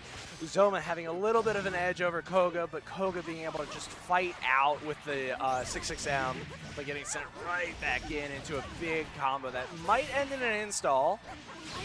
Right? Giving Zohma a little bit more. So we're not really using the install properties of Vira. Instead, kind of using the transformation more as a meter gun. Right. Oh, wait, I spoke too soon. Yeah, and it also takes, or does it take away a BC? I'm not sure if install does that. I guess we can see. This is that neutral. Zohma aggressively getting that knockdown. Kouga gets the knockdown. We're back to the middle. This is starting to look more like a fencing match. Right. Just a lot of, like, here, this is the tip of my sword to respect my space. Just back and forth, back and forth. But here we have Zohma cashing out to try to send Kouga a little bit to corner, running against Kouga while knocked down to get even more to the corner because he knows I can kill you if I get you to corner, and just set up Lumi and just mix, grab. And gets a fat anti-air into winning the first round. Set. Or game. Game. I used to have that problem too when I was commentating. Set is the whole thing. That's the first game. Too many words to remember, man. I know. The way someone told me to remember it is round is round because you get the little dots. Oh, I got you. It's pretty fun. So here we see both players, again, just respecting each other. Yeah, both of them really like doing that dash and strike where it goes low. That's Right. Dash medium, right? Right, that's dash medium. Dash it's medium. Such a long button, and it just catches, like, because they like to backwalk a lot, and it's just catching backwalks. Like, you want to go away from me? Nah, you get knocked down. Run up throw. Zohma with the missed space throw still. But big cash out with Lumi here. Into corner. Oh, fat counter hit, and that should end out the round. A worthy foe. Zohma is slowly starting to run away with this. Kouga is putting up a good fight, but it really feels like there's just a point in the match where things stop for Kouga and keep continuing for Zohma.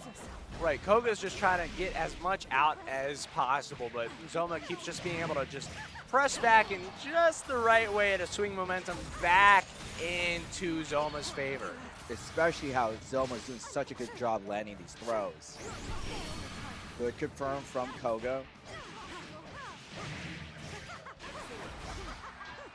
Kouga not having the meter to dish out to extend that combo anymore to corner. That only sends mid-screen and lets Zohma cash out that meter that Kouga did not have to get Kouga back into that corner that Kouga just fought super hard to get right back out of. There's a low medium. Zohma's just one more hit away, forcing Kouga to use a BC. You're in a one-touch situation, you might as well. Oh, went for chip kill. And doesn't chip, but still clips with the 6XL. And now it's going to be 2-0 for Zohma. Zohma, I mean. I actually matched their names. Kouga. I mean, if you put them together, they both play Vira. It can't be that hard. Yeah. And you can see Kouga waiting to go into restart. That's actually a very smart move. When you're on the losing end, the worst thing you could do is just instant restart. Don't salty rematch. Right, because you just gotta. Sometimes it just helps to just breathe, because it's like I've been saying, mental stat game. It's just a lot of like stuff you gotta keep track of. If you let yourself reset, you're not thinking about like 30 different things. You're just resetting like this is the new round. This is a new round. Also, as a side benefit, you ice your opponents. Right. Because Zohma just got a 2-game lead, a 2-game streak. And you can see Kouga being a lot more aggressive. Already that mental break has doing wonders because you haven't seen Kouga take this heavy of a lead so early.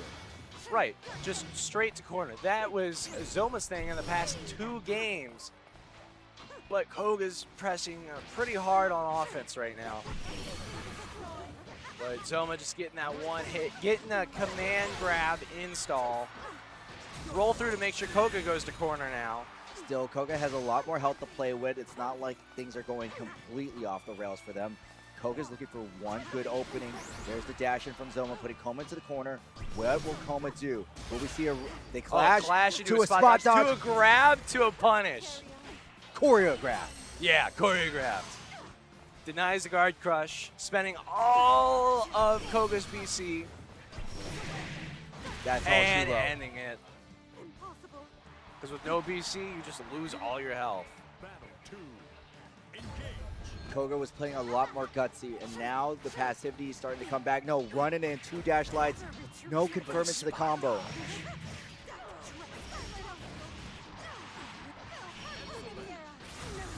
Oh, a grab instead of a strike. Definitely, like, being able to rotate through your 50-50s pretty well is definitely helping Kouga right now.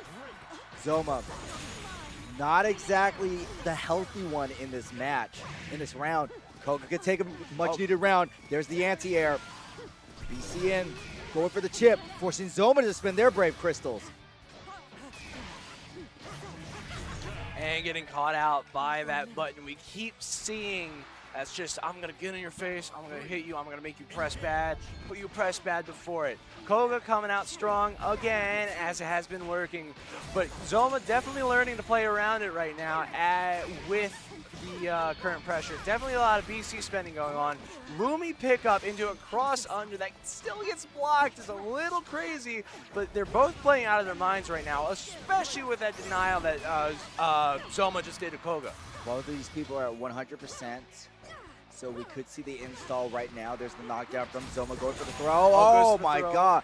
Good use. Another double throw. Can we get 3? No, just 6-6 Al. It's okay. Oh, that's a big pickup. That's a big pickup from Zohma. Oh, that's gonna be the round. Yes. That's all for Zohma and Kouga.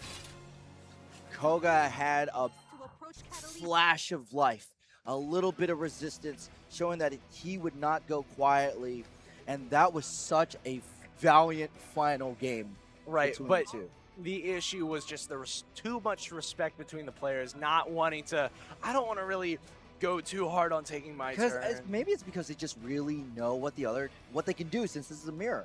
Right, because you could just, with Vira, the second you have 50 meter, you can do your auto attack into Lumi, into 6-6H, into another auto attack, and it just has so much corner carry. You can go from one corner, you can't go from corner to corner, but it's still really good. I'll tell you what's going to be really hard right now. Zohma will be fighting Siero. Oh, that's... Did we have that earlier? No, it was another Vira. Too many Viras, man. I'm never going to say there's too many of a character, but this is a lot of Viras Unless today. that character. I'm getting it all mixed up. Siero was nigh untouchable. Every single game, Siero was able to put their opponent into the corner, make these checkmate situations either through chip or command grab. But ever since that fight with Primitive, they have not been able to get that set. I'm wondering, will Siero go for the classic Siero plan of corner game checkmate, or are we going to brawl in the middle screen just so we can prepare for a fight against Primitive? Against Vira, I feel like Galleon is going to struggle a little bit, just like Siero struggled against Primitive earlier, just because of all the long buttons that Vira just has, has access to. Dash B seems to be Zohma's favorite. Right. That, and I'm sure her standing M is also extremely good of both, but we haven't seen it represented too much today. But, I mean, I guess we'll see. Meanwhile, Zohma's been playing a rather grounded Vira. One of the things that Vira could do is do these air setups for unblockables. Zohma's not too concerned about that. Zohma's just like, you know what? I want my Ferry to get my Oki. I want my corner combos. I want my little multi-stab. I'm good. Right, just playing it down, playing it straight, playing it safe, most importantly. Playing it which safe. has been happening, like, very into his favor. However, I feel like with a character like Galleon, who doesn't have so many options, you just want to be up in her face. Right. Because again, the one good button is the standing heavy, the far heavy. And it has startup because it's a heavy button. So if you can just be in there, You cannot press far 5H. You can't press far 5H. And you can see Zohma right now really gathering his nerves in. He has gotten really far in this bracket. Right. I mean, And he's losers fighting one of the best. Right. One of the best in Virginia. All right, Siero quick to take advantage for the start of their first round together. Is this real? I think so. With Zohma just being content to just wait until an opportunity, but gets Oh, a block no. DP. Oh, messes up the conversion, but sends back in a corner That's anyways. really fortunate for Zohma, even though they did have the DP whiff. And that's that corner checkmate situation that we were talking about that Siero really wants. And Siero really feeling themselves with the Raging Strike, pushing Zohma into the corner. And we know what's going to happen. It's time to play Guess for Your Life. Right. Am I going to command grab? Am I going to hit? Am I going to far 5H from half screen? You never know with Galleon. Stick the hands out. Zohma, I think it was really wise for Zohma to forego button check. Zohma is feeling that hot streak, and we didn't want to go away. Right, exactly. Both of these players have been like just going and going and going and winning and winning and winning. And they just got, both of them separately got like a stop sign, but Siero's stop sign has just been so much more recent. Maybe you just don't have that fire that Siero needs to take this. But right now, it looks like he's hanging on to it. And Zohma using the spot dodge to get past the rocks. Good pickup off the crumple stun. Zohma needs to keep Siero in that corner and not get sides thrown themselves. Right, but gets caught out by just a little close stand L into a conversion that could end the game. The second game. Second round. Second round. Oh, man. Like I said, little dot, Little dot is round. round. Right. Game is when you finish it. When you need a restart, that's the game. Right. That's why you say good game right before you fist bump. Got you. Going Run for up a from grab. Zohma, a good tech from Siero, but Sero's in no man's land, going for the giant hand. And Zohma checks him with the dashing light. Really good opportunity. Not only is Siero in the corner, they are so far from that trap. Right, and Siero's just losing so many frames to having to set trap. And Zohma's just very good at knowing when to rush in on these frames that Siero just has to spend to set trap, to set up like Galleon's entire game plan. Zohma walking away. You know what? Hey, you come to me. I got the life lead. What are you going to do? Oh, man. But still, I did not think that was a really strong decision. Oh, the command grab. He's got trap right now, so this could be Siero's round, and Siero closes out. I really don't know what Zohma was looking for by purposely running into the trap, because he just ended up in that checkmate situation, especially since Zohma had the slight life lead.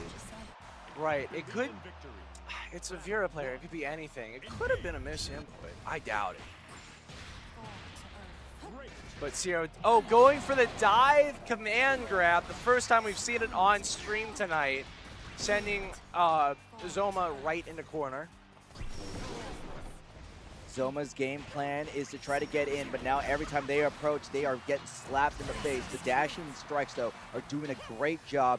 And Siero, they're looking for when to press. And Zohma trying to use a little bit of movement to bait out some sort of whiff button. Right, but as we've been talking about, Vira's just so good at making you press bad buttons. First install the entire set. We got Lumi out, and Siero, they're just stuck in this corner.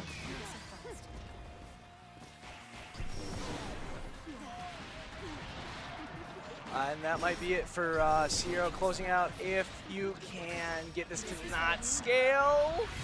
Ooh, taking the round. Taking the round. Good job. Thank you. Our players are not the only people learning on the fly. I know, it's awesome. All right, trying to throw out Lumi to get like any sort of space. But Galleon just kind of controlling it a little better right now, especially with trap there on screen. Siero is now, it's their turn to use a dashing light. And this is when things get bad. You can see how quickly Zohma wants to get out of the corner and how quickly Siero wants to put him back into it. Right, especially with representing the DP. That's the first time we've seen Galleon DP this set, too. Tech one more time. Stand heavy one more time. Block that. That's that mental flame. Siero, I'll stand in my own trap. I don't care. Right, the rock will cover me. You can't approach me right now. Oh, going for the, just the quick poke at your toes to send you to the corner. Another poke. Misses the command grab, though. Zohma is in a really bad situation. Lumi makes a bit more space. Great pickup, but we only got 25 meter. The most we're going to do is a Oh, knockdown. a counter poke on a run up to steal the round in Siero's favor. Steal the round and gets the game. Right. Good pickup. I got you. That's a little hit confirm on my end. Yeah. And now it's Zamir's turn. What a poetic turn of events. Right, and it's also Last like, game was Kouga. Zamir had 2 games lead, and Kouga was feeling the pressure on him. Now it's Zamir. It's their time to feel the pressure as they are running out of answers and running out of options against Siero. Right. And just being able to shut down a game plan as well as Siero just can is definitely stressing out Zohma just a little bit too much to keep that mental stack straight. Zohma is just really going, how do I take on Siero on the ground? Because the early approach of dashing light run-ups is getting stuffed. Right. Just by just a little bit of a poke. It's not even far 5L, it's far L, or far 5H. I'm pretty sure it's I think, L. Did you see how Zohma threw out Lumi in neutral? I really feel like they were considering throwing Lumi out just to cover their approach. Right, that was represented earlier, but it hasn't been working too well because Siero can kind of just step back a little bit. Oh, and another DP from Siero sending Zohma right back near the corner, not there exactly. Set and trap again. Another poke, another poke. Siero trying to space out just to get him back to trap. Boy, Zohma tries to side swap to stay out of corner as much as possible. 2 big rocks were dropped. Here comes the command grab. And Siero is now feeling themselves. They're doing such a good job. And that was just checkmate situation. Yeah, crazy chip from Siero. Definitely, that was just barely enough to kill. Just calculated. Use a limited cover approach, just counter poke. But Siero is just so good at holding down back in these stressful moments. Oh, I like what Zohma's doing right now. We're using the far medium. Far medium is such a good button. If you're not going to approach your opponent with running, just let your sword do it for you. But still, Zohma about to be stuck in the corner, and we know Siero's going to drop the trap on top of them. Right, and what can you do? You're too scared to press anything at this point because the pressure is just on and on and on. And Zohma wisely goes for the jump forward to stay out of that corner, and more importantly, avoid any command grabs. And Zohma going crazy. This is the first time we're seeing the air movement from the install. Carrying Siero to corner where Siero does not want to be, and maybe closing out the game with that install.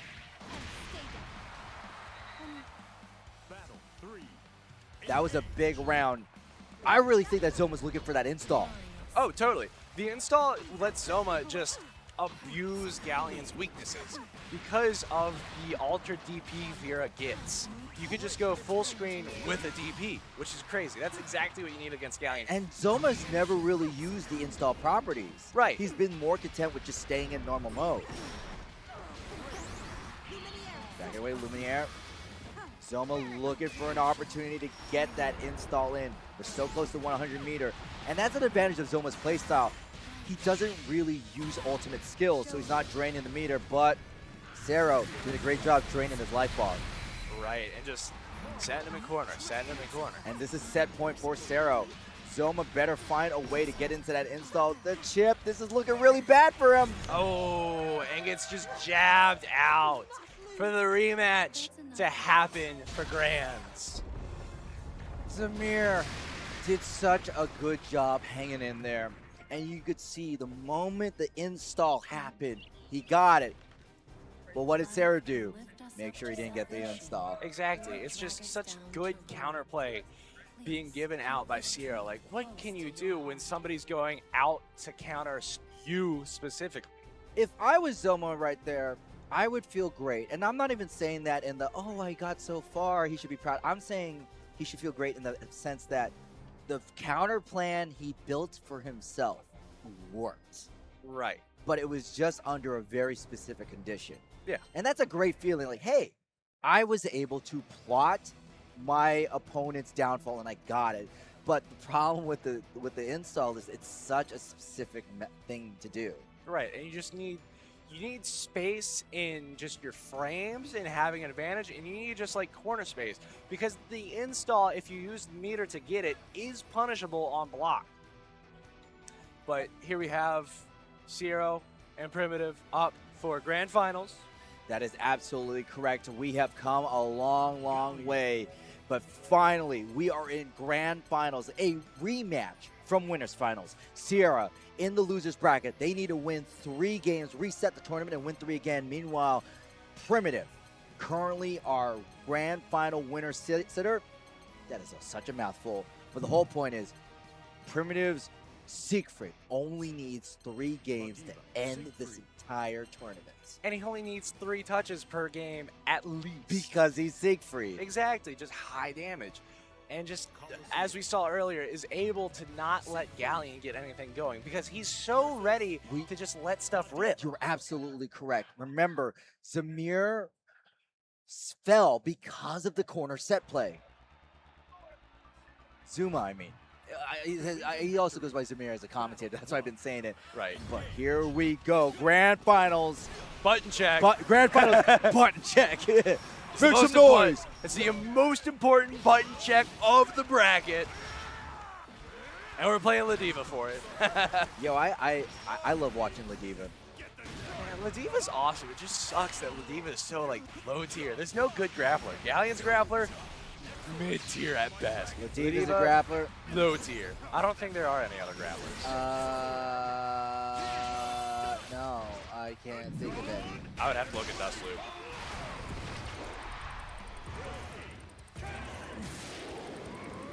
And Siero winning the button check just as the pause happens.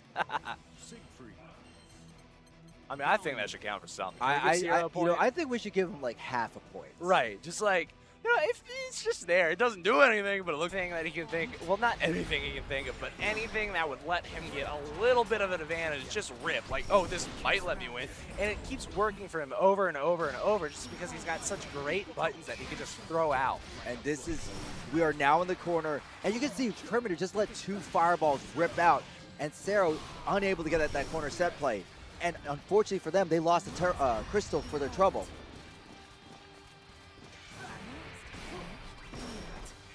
Just defend on QCB back. Primitive forcing their way in the hard way. And Siero is spending so many resources just to avoid the big Siegfried damage. Right, and just trying to set trap under him, but Primitive just keeps staying on the move. Like right there, 2 back dashes just to stay out of trap. Now he's in trap, but he can down back safely. And Siero being so effective with the spot dodge, but they can't dodge them all. Right, and he's just so scared to anti-air because Siegfried, he hasn't repped it very much yet, but his JU just sends him straight down to the ground. You can't anti-air that. You get punished for trying to anti-air that. Spot dodge over the fireball, but here comes the crouchy beat from Primitive. Primitive has 100 meter, and they're going to spend it all. We're going to spend a good chunk of it on the Raging Strike to stabilize the combo, and that's the first game. 1/3 of our way in. I have not seen Siero get decisively beaten like that. Right, it's just like, I want to say demolished, but he's getting like... That's why I said decisively beaten. Right, but he's getting like just a little bit more pressure, and it's just rolling into this big like, that, I'm in your face, I'm doing big damage, you're going to corner, you're dead. That like, was also a standing heavy. That meant that combo not scaled. Right. And then he goes for token to finish off the combo just so he can definitely end it in the next hit. That's a big option from Siero, putting Primitive in the trap zone. The trap being a little, oh, it's just a little too far out to actually hit to give him that follow-up that he's definitely looking forward to right now. Siero got catching Primitive on the dash back, and Primitive going for the install. Oh, no! What? Oh my God! Remember That's how a crazy setup. Remember how we talked about how Primitive is not afraid to do gutsy stuff? That could have been Primitive's round, but Primitive wanted the install, sacrificed the health. Right, but now Siero is coming back and doing his own gutsy stuff with like a No, BC crossover? no, run up heavy. using token again just to get that little bit 10% more damage per hit. And there's that down heavy we were talking about before, GGC, which alters Siegfried's conditions. And Siero going for the Super ring to try to get a little bit more advantage out. Free BC to take. A little bit more damage against Siegfried. This is exactly what Primitive does not want. And now he's kind of stuck in the corner, stuck in the combo, netting Siero the Defeat. game. But not quite to end the set. We took the round, we took the game, and we're now at 1-1. But because Siero's in the loser section, Primitive's still winning. Right, Siero still has to get that reset to even try to win.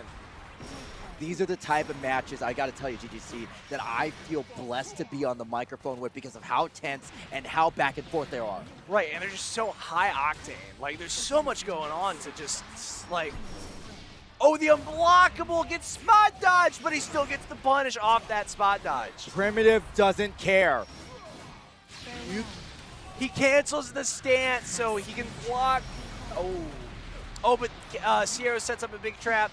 Catches out a little bit of an option for Primitive Siegfried, backs but away, good job. Siero doing such good use of the spot dodge, but that's also so much on Siero's mental stack because you're looking for it.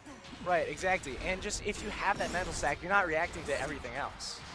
Like that jump in. Exactly, and that jump in.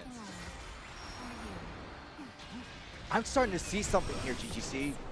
Primitive is being iced out. He is being boxed out by Siero. Right, exactly. He just can't get in. He can't. Well, he can get in, but he can't get his game plan running. Siero is playing a much more compact game, meaning there's less openings for Primitive to exploit. Right there, you saw the QCB get stuffed. Right. Oh, and finally the anti-air into a crazy-looking cross-up from Siero. Looking to get into that corner, but Primitive going for the QC back. The fireball is still dodged. A lot of Primitive's big wild options are no longer hitting. The consistency of Siero's game is starting to show off. Right, and Primitive just letting things rip, like thing after thing after thing, is kind of going against his favor now because he's showing all his cards, and now Siero is really able to show out everything he can do. That was the first fireball out of like 10 spot dodges that Siero has failed, but unfortunately for Siero, they're stuck in the corner. Primitive looking for the crouching B, now the standing B. They trade, but that's still a bad trade for Siero. Oh, Siero DP gets blocked, letting Siegfried get a little bit more damage, bringing Siero down to just one more touchdown. I could only imagine the mental stack that Siero was feeling. The moment that they were in that corner, they feel like, I gotta get out, I gotta do something, and that's when they start falling. Here comes Primitive, pretty much one more touch. Don't install, please, Primitive. Don't do anything crazy.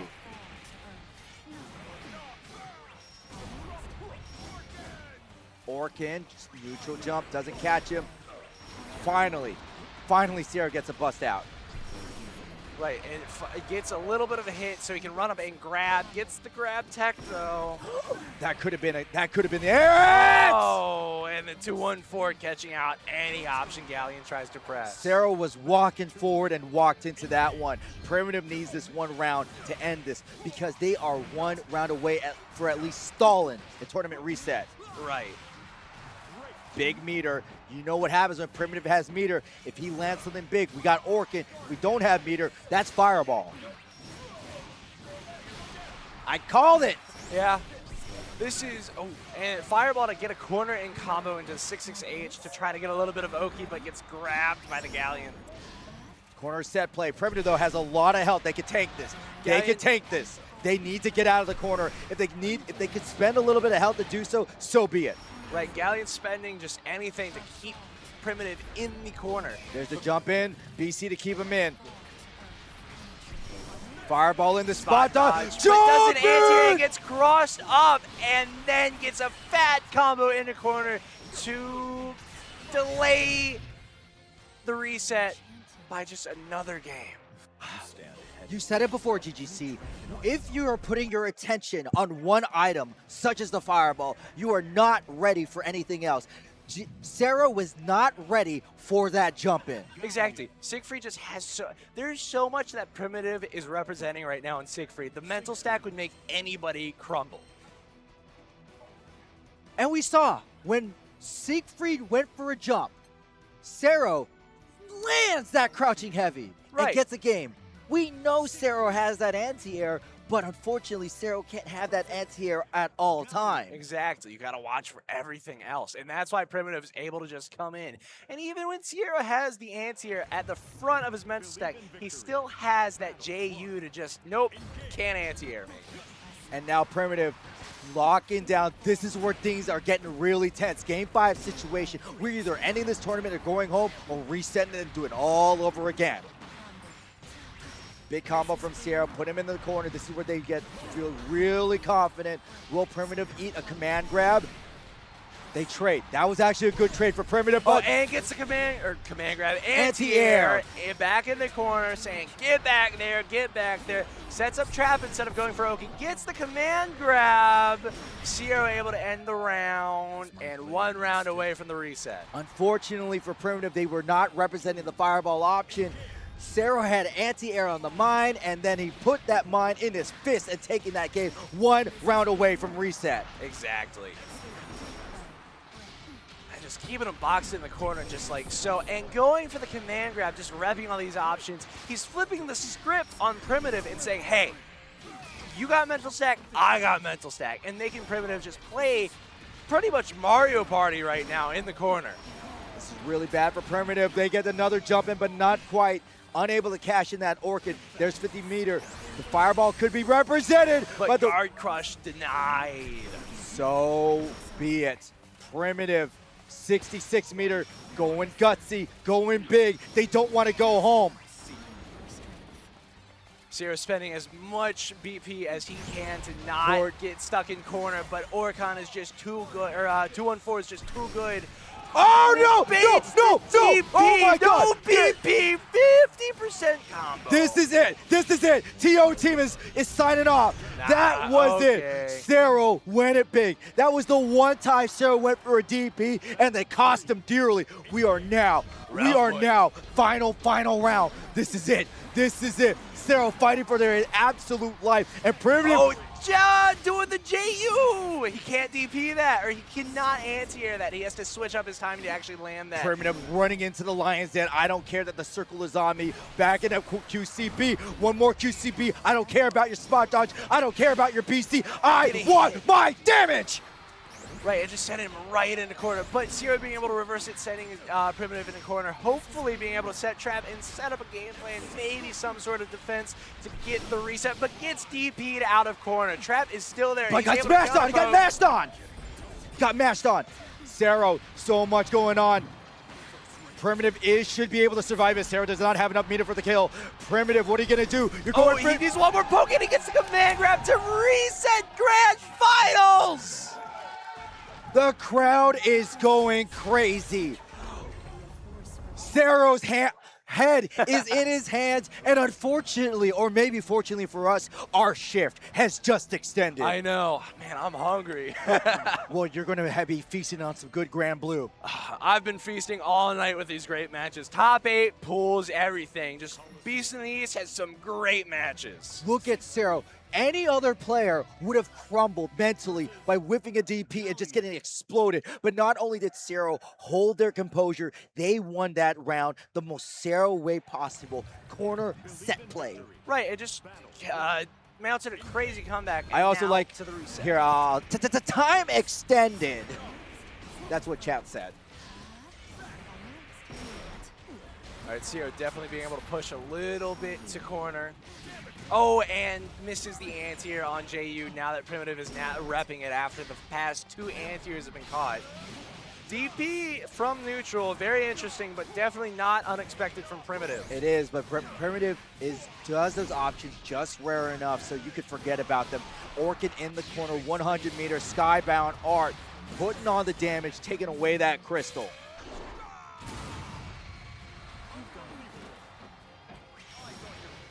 definitely just playing the complete safe game by just poke, poke, poke, as we've seen all night. A 2-2 or 6-6 am trying to get a little bit of a knockdown, but Siero being able to come right back into a super. This is a big super. Ultimate Skybound art. We are going to replenish those crystals. So nice. And setting trap.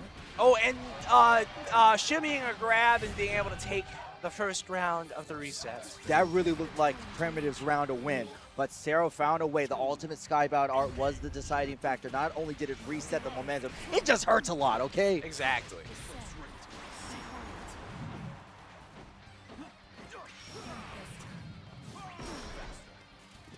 Really far buttons being represented by Siero right now. Oh, but Primitive can just sneak in a little bit of a close heavy just to get this fat damage, send the corner, get token. He can end this next round in one hit if Primitive has all the resources, spacing, meter, and token. So you got to be very careful. Oh, they clashes clash. with a rock, but it has Fireball has 2 hits and goes through anyways. Siero definitely on the back foot, but pushing Primitive into corner, which is where he does not want to be against Siero right now. Siero throwing as many rocks as possible. Oh, throws dope. out command grab to set up who knows what. And you know, if I'm Primitive, I'm looking for that backwards dash. Remember, Siegfried has an amazing crouching quarter circle back for the knockdown. Where's the... And gets another command grab. Siero getting another game in. Siero is doing the Lord's work, showing us this is insane Galleon play. We don't normally see the command grab in the middle screen, but this is the adaptation. Exactly. I'm starting to think Galleon's highs here after seeing all this. I mean, Siegfried, yeah, sure, he gets token, but Galleon's just like, oh, you don't get to do that. I control that space. I control that space, no matter where you are on screen. This is the Galleon zone. This is the Siero zone. This is where it's really bad. Primitive went for the U-air, and the dash back from Siero allows us to intercept, and you're staying in that corner. Normally, I would love to be pinned against the wall with a hot lady like that, but not like this. Right, just rocks. I don't want rocks thrown at me either, man. I get you. And Siero is on a warpath. Normally, these games are off, but like one-offs, a little spurts, but this has been a non-stop win streak. Pokes through the fireball somehow and gets rocked. Crumples Siegfried getting a run up, but Siegfried DP's back just to try to get a little bit more momentum swing in his favor. Oh, good poke from Siero playing that distance game, but Primitive, we know at this range we're either going to see a QCB or a fireball, but runs into the hand, the crumple stun, putting the trap right underneath them, and Primitive eating this guaranteed chip damage. Siero going to break him down bit by bit, but there's the... gets a fat close counter hit and goes to corner with command grab. There's the fireball one more time. Primitive goes for the standing light. Far B was whipped. Quarter circle back, not quite there. And Siero fighting at full screen. Primitive, what you gonna do? Goes for the down to medium. You're gonna get chipped out, man. He's a chip range, and he gets hit by the 2-3-6-H. The crowd is going crazy. Siero is 2-0. One more round to be crowned the Beast in the East. I did not think. I was anticipating. Reset was on my mind, but I haven't seen Primitive be decisively taken care of like this. Exactly, like you said earlier, he's just being boxed in. Orkin's not going to save him here. Siero's just being able to play so slow because he's got such a lead over Primitive. I really feel like I think Primitive's playing too safe. Really? I think so, in the sense that we're not seeing these gutsy maneuvers. Every time we're teasing something, it's the respect. We're not hitting the buttons. Right, back in their last match, they were doing they were doing too much in the best way possible. Primitive was letting just everything rip, but now he's playing extremely reserved, and Siero is able to dump meter to maybe get the kill. Just barely gets the kill. Drop the Katamari. That's the Katamari right on him. And Siero, I can't, one round away from taking this entire tournament. I can't believe this is going. This is a real nail biter of set. Now the question is, can Primitive turn this around? Primitive can do it. We've seen him do it. But can he do it now? Especially after Siero's just kind of adjusted around his game plan to get just a little bit more in, and goes for the command grab. This is looking really bad. Siero's in the corner. This is where Siero is doing their most damage. Primitive, do something good. DP. That's good. That's good. That's good. It gets him out of corner, but now he just keeps getting counter hit. He cannot. He gets another command grab off. One more He is hit. just One more barely hit. off. And Siero wins! just did it. The crowd is going crazy from the loser side to now destroying the bracket with 3-0. Siero with Galleon is your Granblue champion. Can you believe Grand Finals was an RVA team kill? Tell them, talk to them. Okay, so I just want to say I'm a little biased because these guys are both from RVA. So they've got a lot of experience. They don't have a lot of experience, but they've got experience against each other. And just to see it swing back and forth like this is like extremely, extremely so cool. I love top players of this game and their just ability to just like adjust and like, hey, my character, Galleon, is so just but look at me. I won a regional with an character. And what is absolutely insane is when they first fought, Siegfried was doing such an amazing job not being in that corner. Meanwhile, this set, it felt like he was just in timeout this entire time. Right, he just got a little too nervous with the set, and Siero just capitalized on that. Siero was just rock, command grabs in neutral, in the middle screen. Exactly, and then more rock. Like, you can't win. I mean, we saw him win, but that was just crazy. You didn't win for real. Exactly. You did win, but not the grand tournament. Hey, second place is still winning. Second place. No, but if you can, chat, if you liked what you saw, go watch their original match in winners finals. That if you want to see a man play absolute insane, like bet the house on every single move. That was Siegfried when they first clashed, but Siero doing an amazing job. They're parading him around. They're parading him around. Yo, oh, I wish we got that on camera. Oh, there he goes again. Oh, letting him down. What a nail biter of a set. And all those guys are from RVA. We're super tight there. Come check us out. RVA FGC, the King returns. A lot of these players are from there, so if you're in the area or if you're in any area that has any locals, go support them. First off, an amazing set. I said this before, I'll say it again. There are certain matches, certain sets that I watch and I feel blessed to commentate them. This is one of them. Exactly, and I'm honored to have been here, like just on random chance to commentate this. To quote Dante, you weren't even supposed to be here today. Exactly.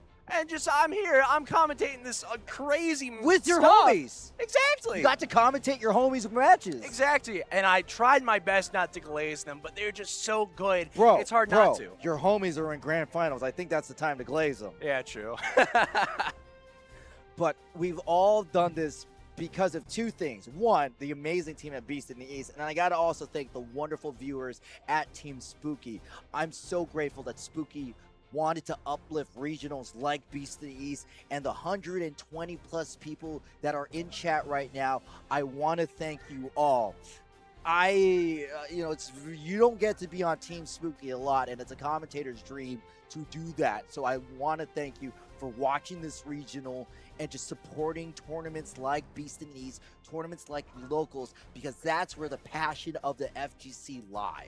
Right. And I just sort of say, hi, Mom. Yeah, do it. Like, I'm on TV. Hi, Mom. Hi, Grandpa. So we're about to end this tournament. But after this, we got the Tekken 8 crew battle, which is going to be the best of the regions going in. But I think GGC and I are deserving of a good vocal rest. That was a 4-hour commentary block, something like that. But if you can, chat, just if you can, please. I'm just asking for a small favor. If you're going to talk about this tournament, especially on social media or to your friends or especially to the Beast and East team, let them know that you liked listening to Captain No Fun and GGC on the commentary desk. And also that Beast and East is amazing.